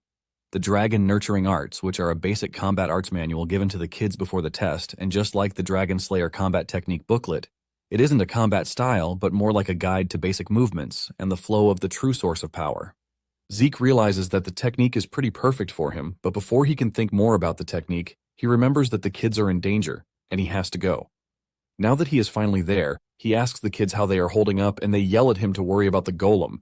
Zeke, on the other hand, is more concerned about the monster's name rather than the danger it poses. Zeke talks about how strange he finds the golem because it has a presence, but has no life force. Suddenly, the golem throws a punch at Zeke, but he easily blocks the punch with his fist. Zeke immediately figures out that there is no way the golem is going to be defeated without an aura-coded strike, but he doesn't want to defeat it the normal way because it is going to be too boring. Laika hears this and smiles because Zeke remains the reckless dude that he is. Even Langus can't believe that he just called the monster boring. The monster launches another attack at Zeke, and he immediately figures out that the monster is pretty fast, even though it's huge. Zeke easily blocks the attack by holding up the golem's hands, and he tells the kids to stay back because it is about to get dangerous. They follow his orders and they dash into the distance to give Zeke the chance to properly engage the golem. Once the kids are clear of danger, Zeke throws the golem into the distance with an immense force. Zeke admits that the golem's outer shell is sturdy, but he would like to see if it is the same inside. He leaps toward the golem and lands a powerful punch to its head using the Dragon Destroyer combat arts. He then engages the second style to unleash a burst of energy into the golem. By doing this, Zeke easily takes the golem apart from the inside, and he finally admits that he's had a bit of fun. In the end, the 1-month test period ended without further incident, and there were no major events after the 3-star golem attack. Thanks to the brutal conditions they faced on the mountain, most of the 7-year-olds managed to achieve 1-star rank, and just after the test ended, Zeke was summoned by the head of the family. As they walk to the dude's office, Zeke asks Freya what he wants from him. Freya cautions him, telling him to address Balza as Lord Head. Freya tells Zeke that his behavior during the exam is why he is being summoned. Zeke asks her what she means by this, and she reveals that it was the upperclassmen's role to attack and steal crystal orbs, but Zeke turned it around and started attacking the upperclassmen instead. Freya yells at him saying no one has ever done that, and because of what he did, none of the upperclassmen secured a single orb, which means they would have to retake the test. Zeke reminds Freya that he didn't do anything against the rules, and he didn't even steal anything. Freya yells at him, telling him that no sane person would expect a lowerclassman to attack an upperclassman, but she's not even ready to deal with his shenanigans. She's only concerned about his tone when they finally stand before Balza, and moments later, they arrive at the red door that leads to Balza's office. Freya tells him to behave himself once they are in Balza's presence, and Zeke asks her why he should do this. Freya can't believe that she has to explain everything to him, and she screams at him, telling him that he is going to get killed, even if he is a child. Upon arriving at the door, Freya knocks on the door, revealing her name and stating her business. With a stern voice from inside the room, Balza tells her to enter, and she enters the office with Zeke beside her. Without wasting time, Balza asks Zeke why he attacked an upperclassman, and instead of answering the question, Zeke decides to ask his own question. He asks Balza if he wasn't supposed to attack, and Balza is shocked by his question. Zeke reminds him that the exam condition was to survive for 1 month on Poison Dragon Mountain with a crystal orb, and nothing else was said, so he basically spent the 1 month however he liked. Zeke tells Balza that he should have mentioned if there were any special rules before the exam, but nothing was said. Freya cannot believe that Zeke is seriously speaking to Balza the way he wants. Freya is about to start scolding her when Balza unleashes an overwhelming aura from his body that scares Freya so much that she goes down on her knees. However, Zeke remains standing as if nothing is happening, and he casually tells Balza to stop getting thrilled every time he gets intimidated because it is annoying. A shocking expression is left on Balza's face, and Zeke asks him if he only called him to ask him boring questions. Balza then asks Zeke how he did it, and Zeke asks him what he means. Balza mentions that he heard about how he defeated not only the upperclassmen but even a golem. In addition, Zeke just stood before him like it was nothing, and Balza asked him how a bee-son, like him, was able to gain such power. Zeke casually tells Balza that there is no reason for his power except for the fact that he is just who he is. Balza cannot believe what is happening right in front of him, and he tells Zeke that his behavior is just as reported. But even with this, he's going to give him a reward for defeating the golem. Balza tells him that he has the option to choose from the Dragon Treasury, or permission to enter the second floor of the Dragon Hall. Even Freya is surprised that Zeke is getting a reward because the Dragon Treasury are vaults filled with rare items collected by the family heads for over 1,000 years since the first, Gilfus. The Dragon Hall, on the other hand, stores books, including ones that are now considered forbidden. The Dragon Treasury stores relics of former lords, legendary weapons, elixirs, artifacts, and rare items from many eras. These facilities are the family's prized archives and are strictly controlled, so only a handful may enter. It turns out that entering the second floor of Dragon Hall requires exceptional achievement. Freya can't believe that Balza is still willing to reward Zeke even after the disrespect. Zeke finally speaks up, asking Balza why he can't give him both, since it is a reward, but Balza just tells the dude to leave. Zeke can't believe that Balza is already chasing him when he still has plenty to say. Freya quickly grabs him and drags him out of the room, while telling him that it is an honor to receive a direct reward from the head of the family. As he's getting dragged out, Zeke tells Balza that he is going to leave him one thing. He lets him know that as long as he keeps killing his emotions, he will never grow truly strong. Freya screams at the dude to keep quiet, and she thanks Balza for his time. After they leave the office, Freya screams at him, asking him why he was acting like that in Balza's presence. Freya reminds him that she already warned him before they entered the office, and Zeke lets her know that he was simply holding back. Freya cannot believe that Zeke can be polite around the instructors, but he has zero respect for the head of the family. Zeke casually reminds Freya that the dude is his father, and Freya admits that Zeke is no ordinary child, forcing her to ask Zeke who exactly he is. Zeke replies with the same thing he tells Balza by telling Freya that he is him. Freya knows that they all drank ancient dragon blood as infants, but Balza carries the blood of a superior ancient dragon, the Dragon King.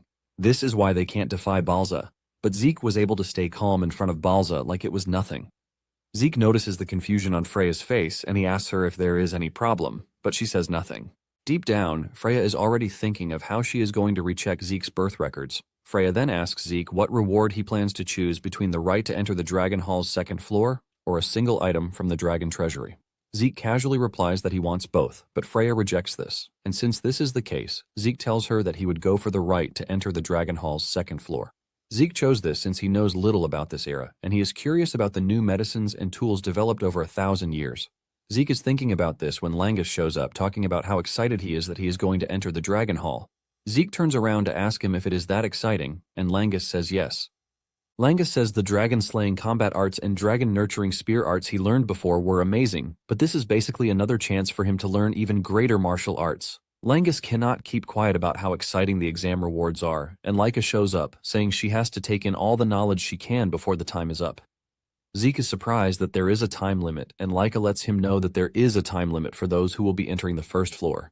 In addition, they can only borrow one book, but during the time limit they can read anything they want freely, which is why it is imperative that one uses their time well.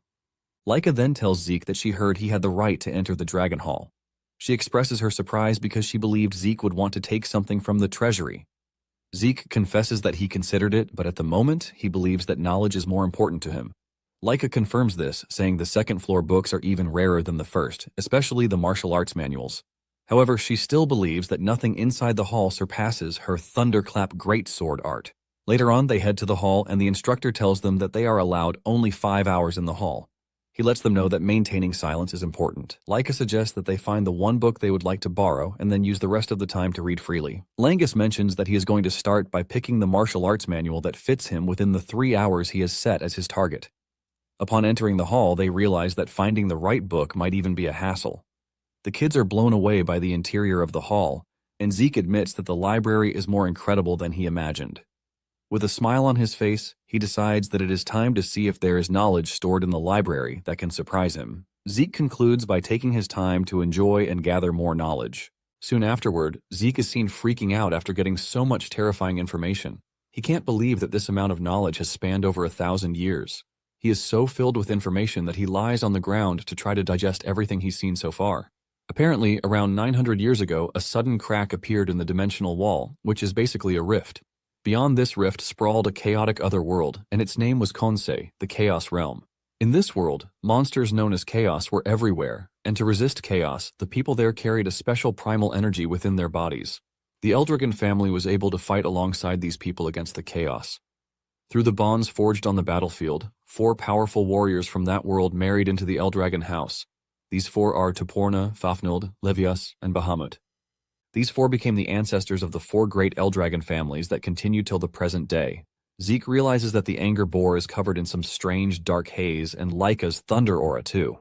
Zeke finally realizes why he didn't recognize them, and this was because both came from another world. However, what he is actually more curious about is the thing called magic, which he finds in one of the books. Since it is a new technique from another world, he wonders why there is no book that teaches how to use it. He believes that something like this should be kept right alongside the history books. While he is busy yelling about the information ravaging his brain, he suddenly hears a voice telling him to maintain silence while he is in the library. Zeke is shocked that he can't see anyone, but he can hear a voice, leaving him to start wondering if this is what is called magic. However, aside from the primal energy, he can't sense any special magic, and he yells out in frustration. Just then, he sees the books moving on their own with the voice telling Zeke to maintain silence. Zeke argues that there is no way he is going to keep quiet in front of something amazing. He grabs one of the books, telling whoever is behind the magic to come out and show him what he needs to know. Suddenly, Zeke realizes that he is being restrained by threads, and he gets thrown out of the library because it is getting closed. Zeke manages to land on his feet, but he is totally blown away by what he just witnessed. He stands in front of the library, screaming that they show him magic properly. Langus rushes toward him, asking him what happened, and Laika also asks him what he did to have gotten his arse thrown out of the library. Zeke confesses, saying he got a little too excited, and he asks them if they were able to find anything exciting. Langus excitedly reveals that he borrowed a martial arts manual called Cloudwater Spear Technique. He believes that he also picked up a sample of movement art inside. Selene reveals that she also learned movement art, and she borrowed a martial arts manual, Wind Blossom Sword Technique. Raymond, on the other hand, mentions that he practiced the Eldragon-style Guardian Sword technique in the library. In addition, the book he borrowed is also Eldragon-style, called Guardian Shield Technique. Zeke cannot believe that they all picked martial arts he created for fun in his past life. Zeke then turns to Laika, asking her what she picked. Laika reveals that she went with the Heavy Wave Greatsword Technique and the Heavy Wave Greatsword Technique revised, which the 15th Lord of the family improved. Zeke is surprised to hear that the 15th Lord also created a Dragon Slayer combat art for Dragon's Breath. Zeke realizes that there were a lot of techniques created by him, which are sitting inside the Dragon Hall. Sitting right next to these techniques of his are improved versions, sitting next to them, and he wonders if the 15th Lord was the one responsible for all of these. Zeke has always thought coming to school would be boring, but with everything that is happening, he realizes that he is wrong. Before they knew it, 5 years had gone by and they had all grown into daring teenagers. Balsa is in his office when the Black Dragon Corps commander, Ain, shows up to tell him that a rift just appeared. According to their investigation, there is roughly an 80% chance that magic water exists inside the rift. Balsa realizes that the rift appeared in the most convenient place for water magic to be there. Basically, anyone who drinks the water becomes a mage because the water has become magic water. Apparently, those who drink magic water gain a special constitution that allows them to convert true source power into another force, which is magic power. The new techniques unleashed through magic would bring a revolution to the world, and at the same time, fierce territorial wars erupted over the source of magic water, which is called magic springs. It has become an age of magic where the number of mages greatly determines a house's military strength. However, there is no single magic spring that exists within Eldragon territory, and for a house without ownership of a magic spring, there is only one way to obtain magic water, which is conquering a special rift. At the present moment, Eldragon mages are few, and this includes Balsa. Basically, all of them who have magic are seasoned veterans who gained the power by conquering special rifts. Even with this, houses that possess magic springs overwhelm them through sheer numbers, making the conquering of rifts Eldragon's most critical mission. Ian tells Balsa that just as he predicted, the location where the rift appeared, the abundant dragon forest, is quite troublesome. Apparently, sometime earlier there was a small-scale border clash in the surrounding area. Basically, the abundant dragon forest is a large forest that lies mostly within Eldragon territory, but part of it extends into another house's domain. Those who claim further ownership of the forest and call it the abundant hound forest are the Cerberus house. Ain mentions that the rift is mostly inside the Eldragon territory, but because of its scale and location, the special zone generated around the rift might extend into Cerberus territory. Knowing how Cerberus operates, Ain believes that they are going to come rushing in. Balsa agrees with him, saying the Cerberus would definitely notice the rift. Balsa then tells Ain that they have to prepare for a territorial dispute just in case it is needed, but he wants them to make a move before Cerberus catches on to the rift. Balsa tells Ain to inform every dragon's nest that they are holding a selection trial. Meanwhile, Zeke is seen on the training ground going up against Raymond, Langus, and Selene, while Leica watches from behind. The trio charges at Zeke at the same time, and after assessing their attacks, Zeke tells them what they are missing. Zeke tells Langus that he is tensing up too much, and this is killing the strength of his spear technique. Zeke tells Selene that she is always focused on speed and the number of strikes, but her power isn't carrying through, so she should find the right balance. Zeke lets Raymond know that he is doing well, but he is still too defensive, so he should get used to attacking. After telling them what they are missing, he tells them to come at him again. It turns out that Zeke is always doing this, and Leica is already used to the insane side of it. Zeke asks her what she thinks is insane, and Leica mentions that his idea of taking attacks head-on without using true source power is complete madness. Zeke screams out, saying the results of his training have helped the group grow stronger without using true source power. Leica then asks him if he can at least make them stop attacking while they are still talking.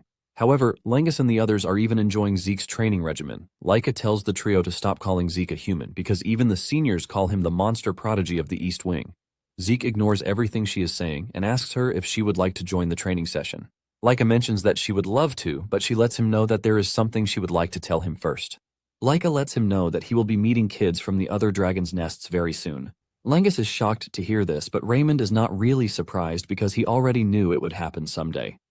Selene asks Leica if the visit is for the next exam, and Leica says she doesn't know the details.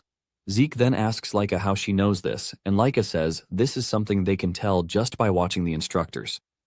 Zeke realizes that he has never paid attention to things like this, and Leica scolds him for having trashy behavior for a future head candidate. Leica then urges Zeke to be careful because in the West Wing, there is also one dude who is being prepped for the head of the house. Zeke is not worried about this, but eager to know what the dude has in him. Some days later, everyone was gathered regardless of grade, and Leica believes that it is because of what they talked about earlier. Freya and some instructors soon show up, telling the kids to keep their mouths shut. She tells them that from that moment forward, for the next 3 days, they are going to be fighting the children of the other dragon's nests. The students are shocked when they hear this because this is something that only happens during the graduation exam, but they are about to do it. Freya mentions that there are various reasons, but she can't explain everything. She lets them know that whoever survives the match will be given a special mission, and the moment Zeke hears this, his face lights up in excitement. Apparently, each of the 4 halls, East, West, South, and North, will send 7 fighters in a winner-stays-on format.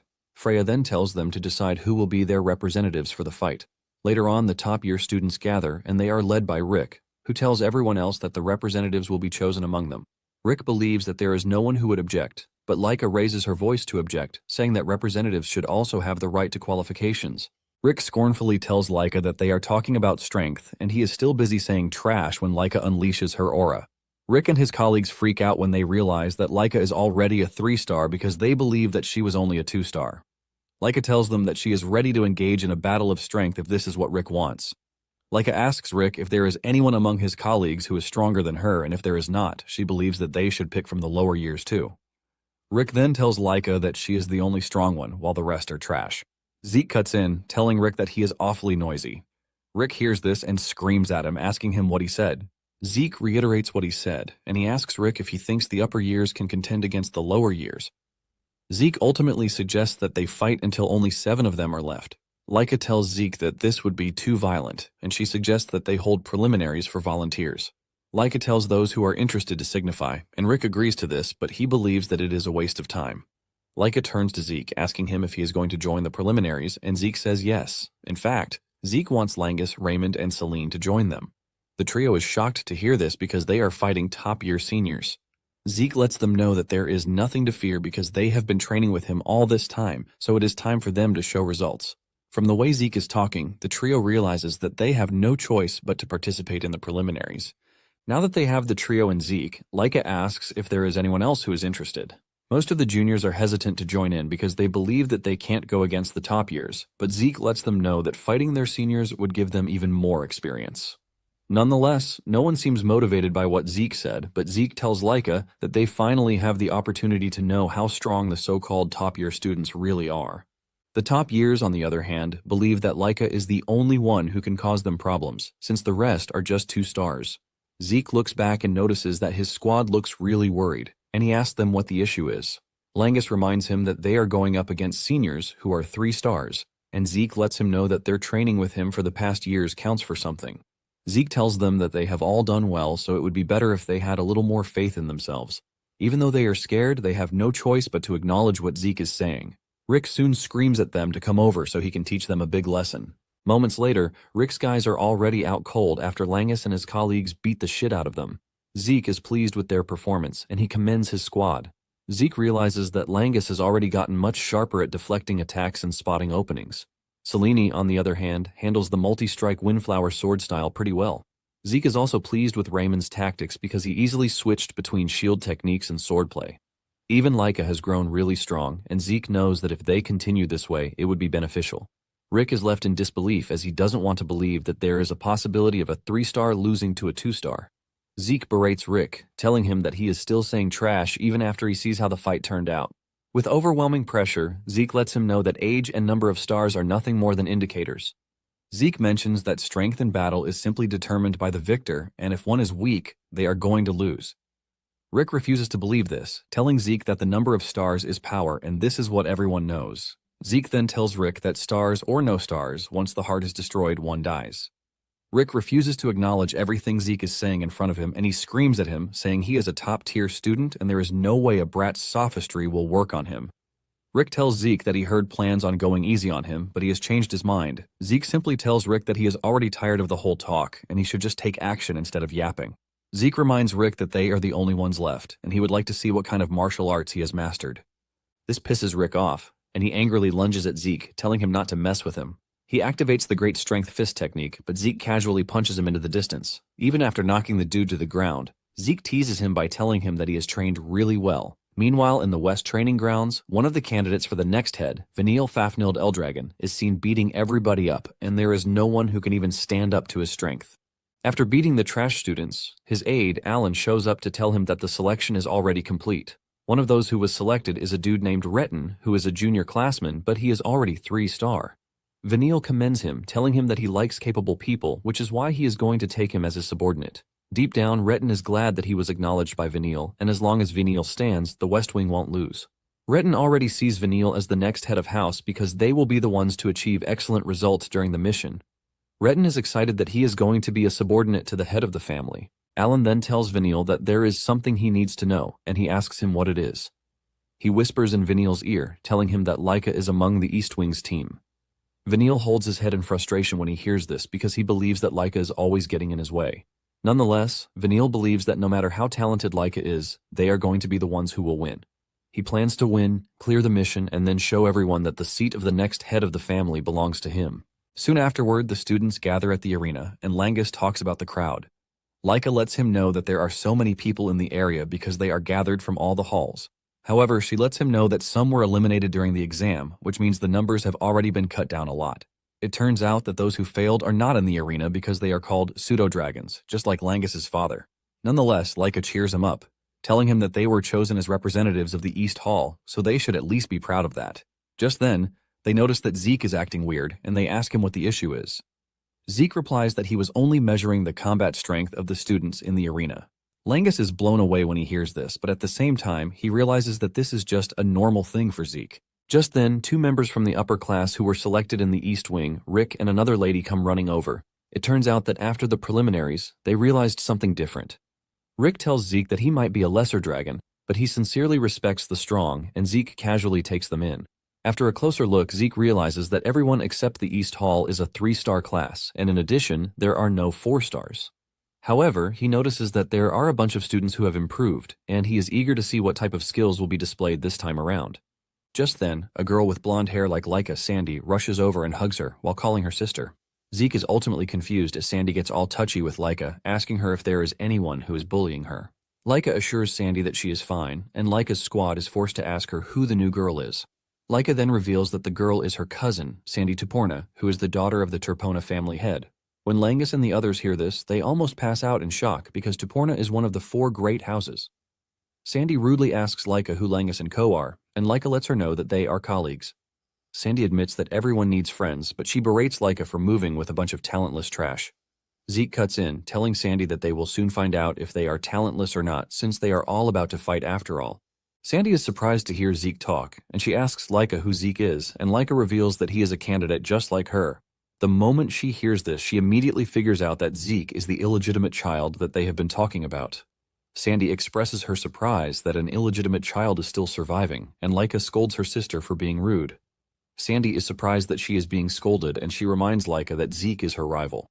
Sandy continues spewing trash, saying Langus and the rest are not even 3-star class, which means the East Hall has poor quality. Zeke simply tells Sandy that she is going to trip one day if she continues looking down on others. Sandy is pissed when she hears this, as she reminds Zeke that he is an illegitimate child with no backing other than the head's bloodline. Sandy can't believe that Zeke has the guts to talk back to her, and Zeke tells her that it's just advice. Sandy is about to crash out when the North Hall representative, Aegis Van Blade, steps in, telling Sandy not to cause trouble for the other teams. Sandy is pissed that Aegis came to interfere when she was about to let out her craziness. Aegis tells her that he has no choice but to intervene because the selection match is about to begin. Moments later, an overwhelming presence enters the arena, and this person is the Gold Dragon Order captain, Teach Mentric, who is also known as the Dread Educator. Mentric tells them that the tournament will be a joint knockout match between the 4 halls. First off, the 4 halls will be split into 2 pairs, and the winning halls will then face each other in the finals. He adds that all battles will be one-on-one duels, and fighters will step out one at a time in a predetermined order set by each hall. Out of the 7 participants from each hall, the hall that defeats 4 opponents first will be declared the winner. He then adds that changes to the order of participants after the match begins will not be permitted. He urges them to consider the order of participation as part of their strategy, and for the last point, he tells them that those selected in the match will be given a special mission. Zeke hears this and smiles brightly as Mentric mentions that the special mission is of great importance to the Eldragon family. Mentric mentions that anyone who takes on the mission will make a major contribution to the Eldragon family. Veniel and Laika immediately conclude that this means it is a major step toward the position of family head. After Mentric is done laying out the rules, he tells them that it is time to decide the matchups, and he tells the representatives of each hall to step forward in order and draw 1 stone from the box in front. The West Hall, which is represented by Veniel, is the first to be called, and after picking a stone, he returns. When Laika sees Veniel, her expression changes, and Zeke asks her if she knows who Veniel is. Laika then tells Zeke that Veniel is the West Hall's candidate for the next head that she mentioned before. Zeke becomes more interested when he hears this because he can see that Veniel and the entirety of the West Hall have many powerful warriors. Even though the other halls are well-trained too, Zeke figures out that the West Hall is totally different. Zeke also notices Retin, and he remembers that he was also skilled during the entrance exam. Zeke smiles because he realizes that Retin must have trained really hard, which is why he reached 3 stars at his young age. Meanwhile, some students in the stand are mocking Langus, calling him a loser and asking why he is among the representatives. Raymond is worried about Langus, and he asks him if he is fine. Langus stutters before answering, but he assures Raymond that he is good. After this, the North Hall is called forward, followed by the South Hall. In the end, the East Hall is called forward, and Laika tells Zeke that he will be the one to represent them, since he is the strongest. Zeke is hesitant, and he tells them that events like this should be taken on by the younger ones, but Laika can't believe that he is saying his trash again, since they are the same age.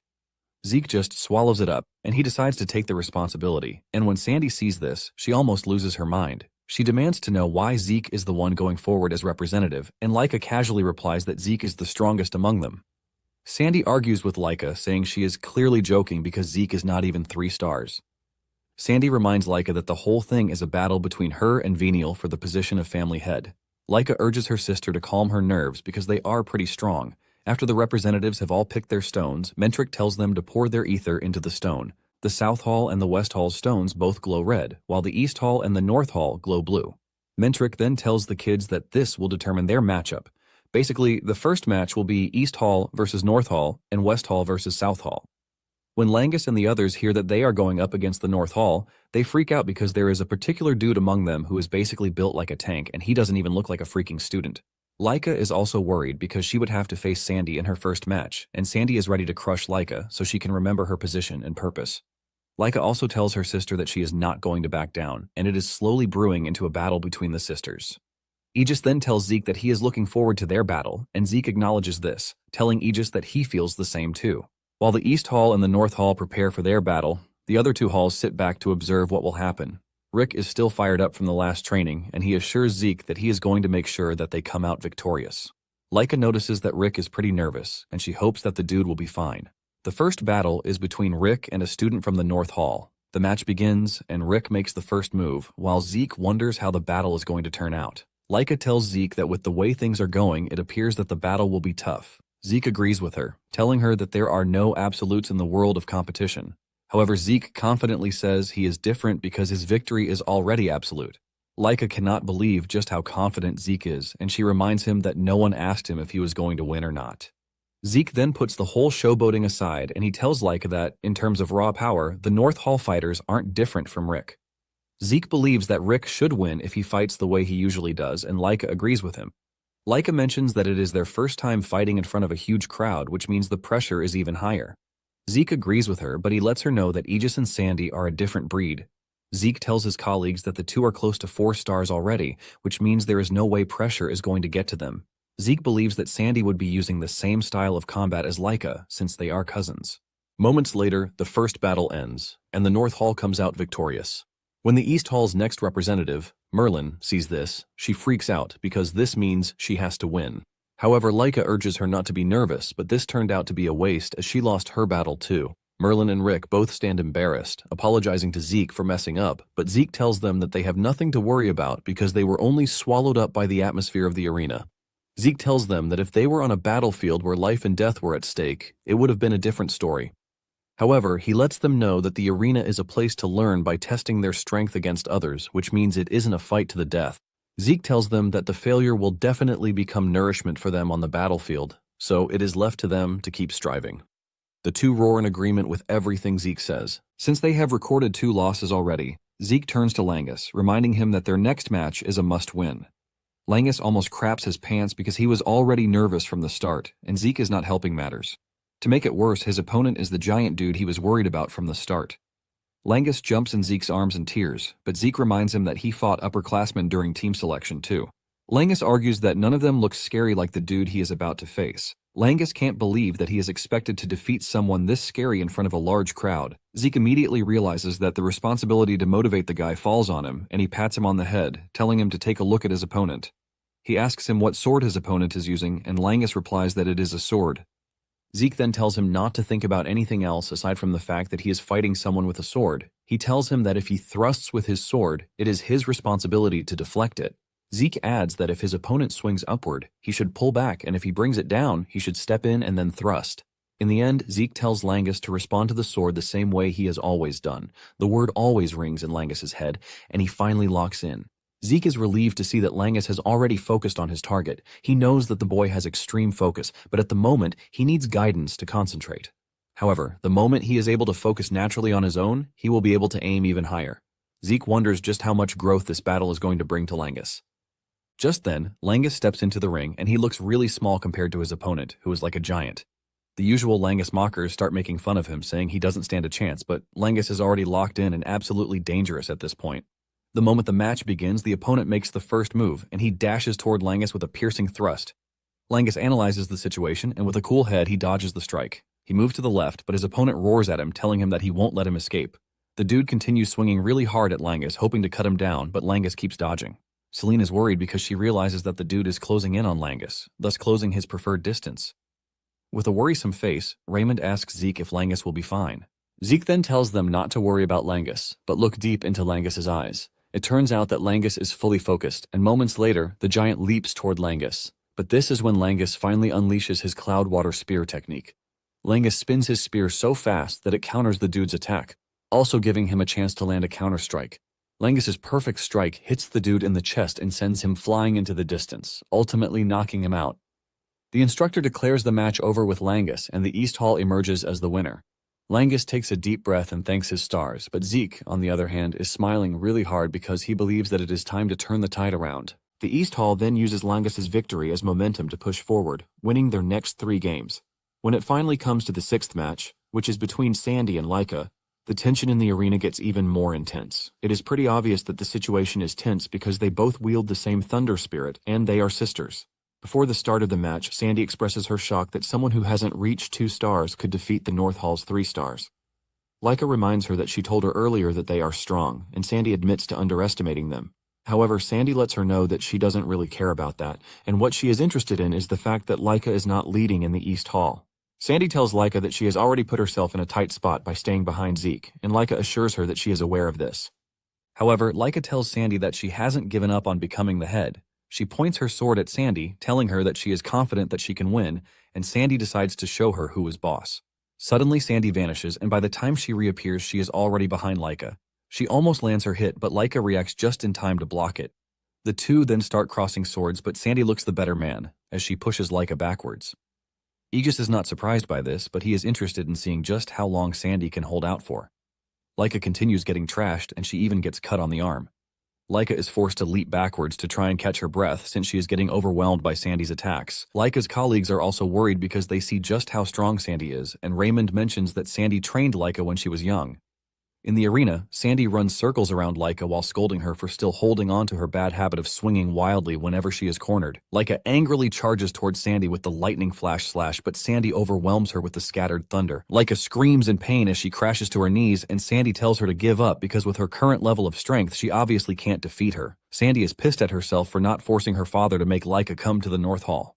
Even when staring at defeat, Laika still gets back on her feet, and since her sister has refused to give up, Sandy decides to teach her a lesson. She delivers several cuts to her body before leaping into the air, aiming to deliver the final blow. Langus and the others panic, and they call Zeke's attention to this, but he calmly tells Langus that Laika is about to break out of her shell again. Sandy lands her powerful attack on Laika, crushing the floor and leaving a cloud of dust. When everyone sees this, they all conclude that the match is over, but suddenly, Laika emerges from the dust, looking all battered but determined. With a smile on her face, she tells Sandy that she finally understands her Thunder Spirit Greatsword. Sandy is left stunned as she doesn't understand how Laika was able to survive because what she did was supposed to be the finishing blow. Laika agrees to this, saying her old self would have gone down from her last attack, but she lets her know that she has been training for the past 5 years too, and their fight is just beginning. Before the match started, Laika had had a conversation with Zeke. Zeke notices that Laika is nervous, and he asks her what the issue is. She reminds Zeke that Sandy is her sister and that she was the one who taught her the basics of the Thunderclap Greatsword art. In addition, she learned the fundamentals from the current head of the Turpina family, who is her uncle. However, whenever she didn't understand something, Sandy was always there to teach her, which means she is basically her mentor. To put it into perspective, she has never defeated Sandy, even once, and even though she has gotten strong over the past 5 years, it is obvious that Sandy has grown stronger too. Even though she sounded confident when talking to Sandy, she is doubtful of her ability to win. Zeke then tells Laika to remember her training with him and to try to recall every day of the past 5 years. The moment Laika hears this, her facial expression immediately changes for the worse. forcing Zeke to ask her if it was that bad. Zeke lets Laika know that her bad habit is when her emotions run high, which automatically dulls her vision. He lets her know that the past 5 years were training to make her stay calm during combat.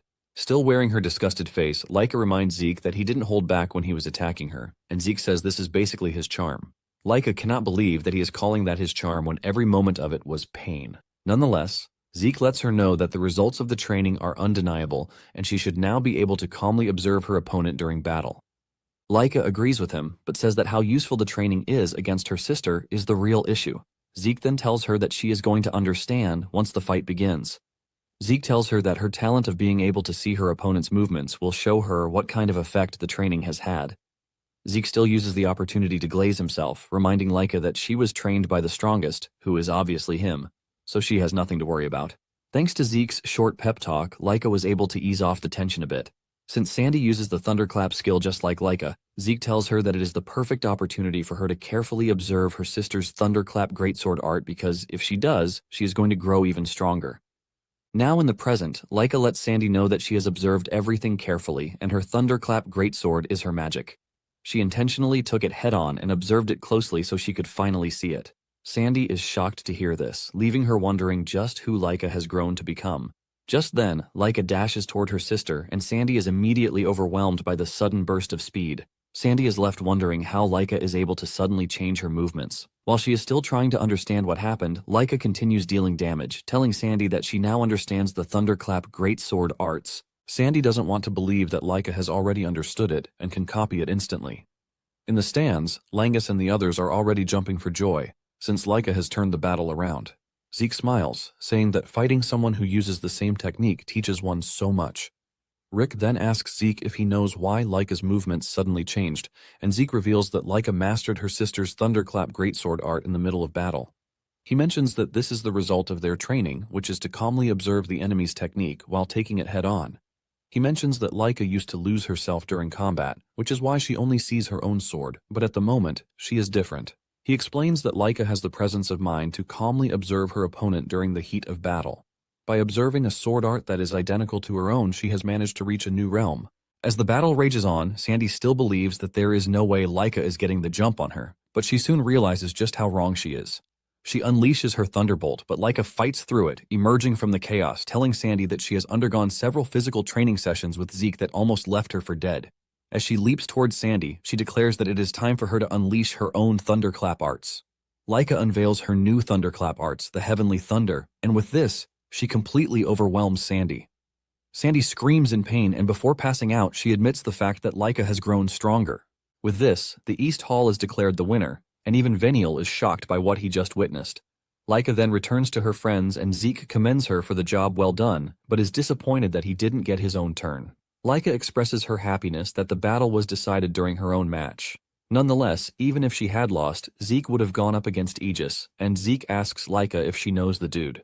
Laika says she doesn't know him personally, but he is actually famous. With what she heard, Aegis is said to be the greatest genius he Van Blade family has ever produced.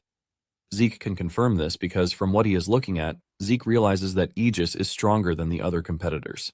Laika wonders what would have happened if Zeke faced him, and just then the instructor lets everyone know that the East Hall's victory has been decided. In a shocking turn of events, he lets them know that the matches will continue until the end. They wonder why this is, since everything was supposed to end once 4 members of the opposite team were defeated. Zeke also wonders what their end goal is, but whatever it is, he doesn't really care since he gets to fight the prodigy, Aegis. As they step into the ring, Aegis expresses his happiness that they are getting to fight even though the North Hall lost the battle. Zeke is surprised that the dude is that desperate to fight him, and Aegis lets him know that he is the East Hall's representative even when Laika is there, which has left him curious.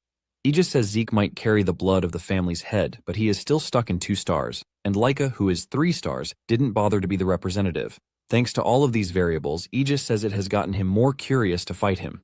Zeke is pleased to hear this, and he lets him know that they really think alike. Zeke lets him know that he would like to fight him too, and the moment Aegis hears this, he becomes really hyper. Aegis whips out his sword ready to fight, and Zeke is just ready to have fun, since it's been a long time since he fought a sword user. Aegis makes the first move and dashes towards Zeke in the blink of an eye. Zeke is ultimately impressed by how Aegis is able to close him down in no time. Once he's in range, Aegis activates his sword technique, removing the presence from his sword.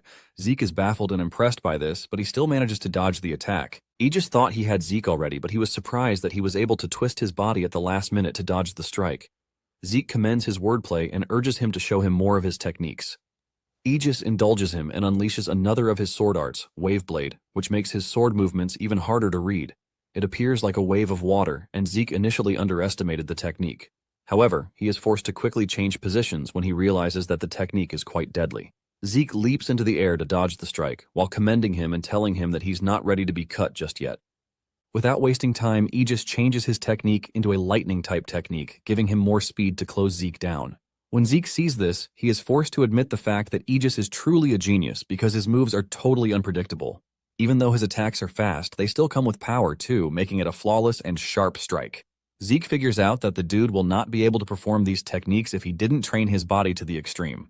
Zeke continues dodging, and at this point Aegis is getting really impressed with the fact that he can't even pin him down yet. Aegis commends Zeke, asking him what type of training regimen he carries out, and Zeke suggests that he trains with him if he is curious. Nonetheless, Zeke believes that this is a conversation for after the training. Zeke then decides to finally make a move, and he dashes toward Aegis with a powered punch. Surprisingly, Aegis is able to easily block the punch with his sword and even absorb the force that comes with it. However, Aegis is impressed, and he tells Zeke that he outputs so much power that it doesn't even feel like he's a 2-star. On the other hand, Zeke is surprised that Aegis was able to adapt to his fighting style really quickly, which is far more than he expected.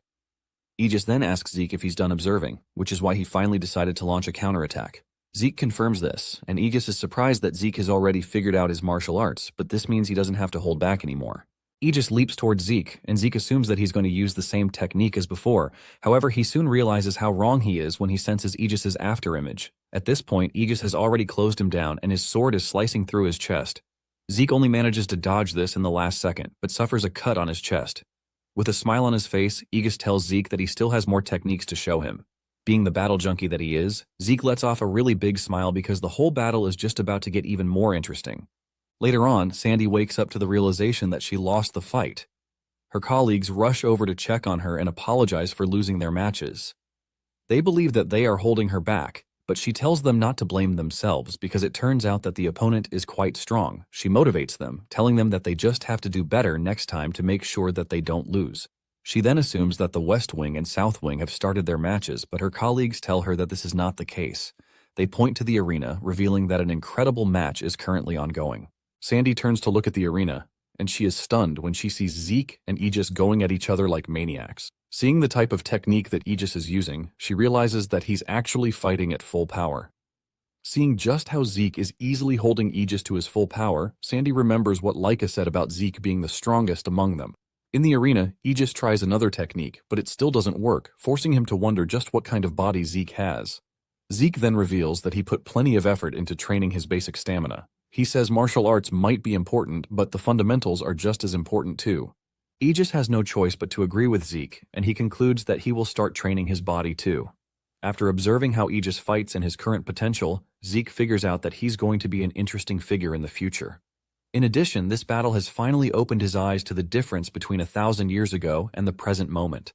Basically, 1,000 years ago, the essence of martial arts lay in the act of attack itself, and the true essence of combat was expressing all creation through one's own techniques, which is why ether was just there for support. However, in the modern era, by materializing ether, one expresses all creation itself. This simply means the mastery of ether is the very essence of martial arts in the modern age. Zeke smiles boldly because it took him too long to understand this, while he was busy focusing on technique. Zeke looks like an animal as he smiles in fun because he didn't expect 1,000 years of time to be this fascinating. On the other hand, Aegis is truly impressed that Zeke has been able to counter all of his techniques up until that moment. In the stands, Langus complains about how the two have been fighting for 2 hours already, and it doesn't appear like they are going to stop anytime soon. Laika then tells them that the fight is about to come to an end, and in the arena, Aegis also figures out that Zeke is finally ready to take him down because he's done analyzing all of his moves. Zeke confirms this, but lets him know that it was fun while it lasted. Aegis says the same, and Zeke tells Aegis that he's going to show him his respect by displaying the insight he got during their battle. Zeke decides to show Aegis a new technique, and Aegis smiles with the realization that he never stood a chance. However, he lets Zeke know that he has no intention of going down without a fight. Aegis unleashes his powerful technique and Zeke unveils his new technique, which unleashes a bunch of energy punches from the air. The whole area gets hit by Zeke's attack, forcing the students to even protect themselves. The display of immense power by both sides leaves the students in awe. When the dust finally clears, the instructor ends the match, since Aegis's sword is broken, and he's lying exhausted on the ground. With a smile on his face, he admits that he still has a long way to go, while Zeke decides to aura farm as he's declared the winner of the battle. The students are totally blown away by this because they didn't believe Zeke could actually lose the match, leaving them to wonder just who the hell Zeke is. However, Zeke's colleagues are not entirely surprised because they know what he is capable of. Leica uses the opportunity to berate Zeke for ruining the arena, showcasing his abnormal abilities yet again. Zeke argues that it was a resounding victory, but he suggests that they move past his match and focus on Vineal's match. Zeke says the West Wing has the overall best quality, but it appears that the South Wing also has one strong person among them. Zeke was expecting a close match, but in the end, the West Wing totally dominated the match, with Vineal looking really fired up. Before the West Wing match, Zeke had admitted that he overdid his last attack, and it might take them a long time before they fix the arena. However, Langus lets him know that he has nothing to worry about. Zeke is blown away when he sees the arena repairing itself. Langus mentions that the entire venue uses a rare stone called etherlight, and by infusing ether into it, it can easily be restored to its original form. Zeke is left blown away by this, and he admits that using such incredible material to build the entire venue is quite amazing. After the match between the West and South, the instructor senses that something is wrong. The instructor doesn't think Vineal actually has what it takes to defeat the strong girl from the South, Lila. Nonetheless, Mentrix stops the match and declares the West Wing the winners. He lets everyone know that the finals will be between the East Hall and the West Hall, which will begin in 1 hour. Even the students who know how strong Lila is are stunned that she actually lost. Zeke also figures out that something is wrong because the skill gap between Lila and Vineal is not that large, but for some weird reason her power is extremely poor. This was basically why she abysmally lost to Vineal. Zeke can see that the instructor also noticed this, but there is no one who actually knows what is going on. Raymond talks about how strong Vineal is to have defeated Lila the way he did, but Celine believes that something is not right. Merlin tells them that this might be how it feels because it is actually their first time seeing the strength of the elites from another hall. Rick then talks about how strong Vineal is, comparing him to Zeke and Leica. Rick notices that Langus is silent about the whole thing, and he asks him what is wrong. Langus mentions that Vineal might be impressive, but what worries him is that the whole West Wing looks really tough and they have to go against them. However, Langus apologizes for saying something so weak before the match, but Merlin lets him know that he is actually right. Merlin reminds them that she also lost her match, and it is frustrating that they don't even measure up to West Hall. Surprisingly, Rick is determined to fight till the end, just like Langus and the others are able to take down enemies stronger than them. Rick's motivation ultimately spreads to the rest of the team, and Zeke is glad that they are all motivated now. However, he is even more worried about Leica because she looks disturbed, since she didn't notice that Lila didn't lose in the most natural way. Since he doesn't know the full details yet, he knows he can't just tell Leica that she doesn't need to be nervous, leaving him confused about what to do. Just then, Leica leaves the arena, telling her colleagues that she needs to clear her head. She heads to the spring close to the arena to think about what happened. She is surprised that Vineal has gotten so strong that he could easily defeat Lila. She knows that even Aegis would have had a hard time dealing with Lila, but Vineal easily defeated Lila. Leica remembers that the last time she fought Vineal was when she was 5 years old, and she lost. Since then, Leica has been training so she can avenge the defeat, and at this point she thought she already caught up. However, she knows that if things proceed the way they are, Vineal's opponent will be Zeke. She is a bit relieved to hear this because this means she wouldn't have to fight Vineal. However, she hates herself for accepting defeat without even fighting Vineal. Moments later, Vineal shows up to taunt Leica. Leica tells her to leave, saying she has nothing to say to him. Vineal mocks her, saying that if he becomes family head, she might end up as his wife. Leica screams at him, telling him that she will be the one to become head. Vineal then reminds Leica that she actually can't win the battle because she must have seen the difference between them. Leica angrily tells Vineal to shut his mouth, but Vineal urges Leica to admit the fact that there is no way she is beating him. Vineal urges Leica to give up and submit to him, saying he's going to treat her nicely. Leica slaps his hand off, telling him to shut his mouth, and she angrily walks away. After she is gone, Vineal turns to Alan, reminding him that he knows what to do. Alan then asks Vineal what they plan to do with Zeke, and Vineal suggests that they carry out their plan during the match. Alan believes that they are supposed to strike first, since Zeke appears to be strong. Vineal agrees with him, but lets him know that Zeke appears to be sharp, and he might notice if they try it before the match. In addition, he reminds Alan that Zeke is always deliberately taking hits, so it would be easy to plant whatever they want on him during the match. Veniel is also confident that there is no way he is losing to an illegitimate child like Zeke, even without tricks. Veniel assures Alan that they are going to come out on top in the match. When it is finally time for the match, Rick is the first to represent the East Side, just like the last time. Deep down, Rick is down with the fact that he and Merlin are seniors, but they are the weakest among the representatives. He is scared about the West Wing because they look absolutely badass, leaving him wondering if he can really win.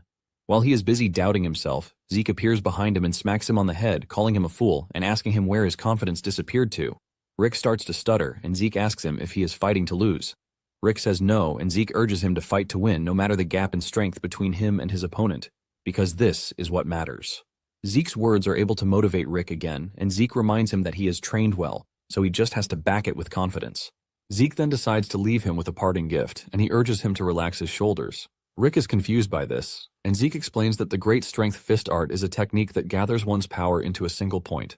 However, if one tenses up too much, the power one is trying to gather will scatter. Zeke shows him an example of what he is saying and urges him to relax his tense body.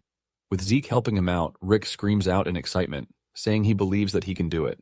With this, Zeke sends him off to the arena. After Rick's departure, Laika walks up to Zeke, asking him how he knows so much about the other martial arts. Zeke tells Laika that her question is pretty stupid because the only answer to it is that he is him.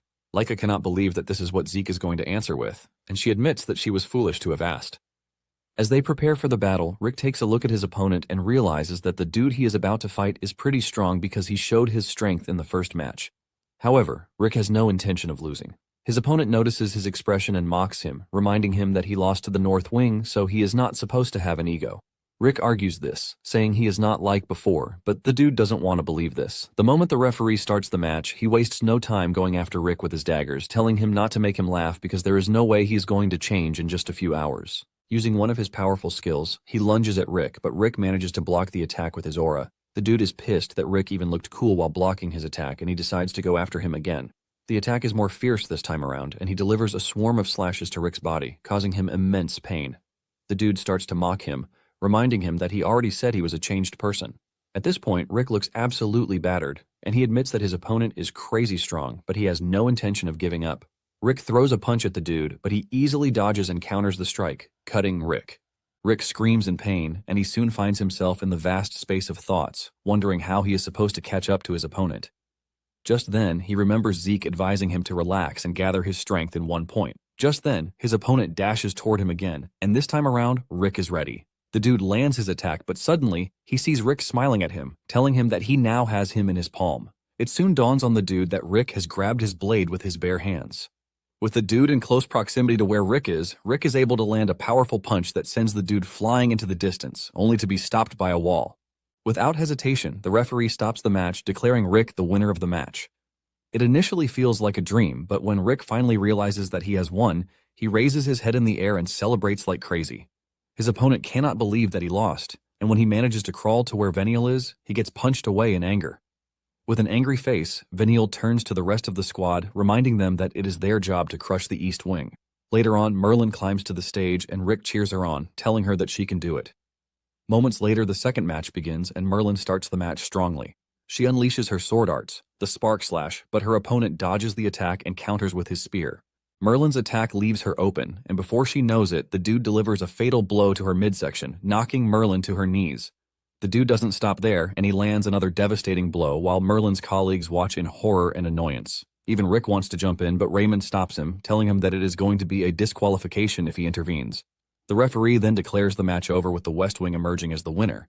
The dude goes as far as stepping on Merlin to assert his dominance, but her friends soon rush over to check on her. Things look grim as she appears to be unresponsive, but Zeke stays in the rear while everyone is trying to resuscitate Merlin, and he looks insanely pissed with what he just witnessed. Guys, that's the end of the video.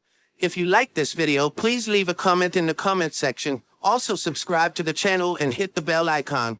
Like the video and share it too. Thank you for watching and see you next time again.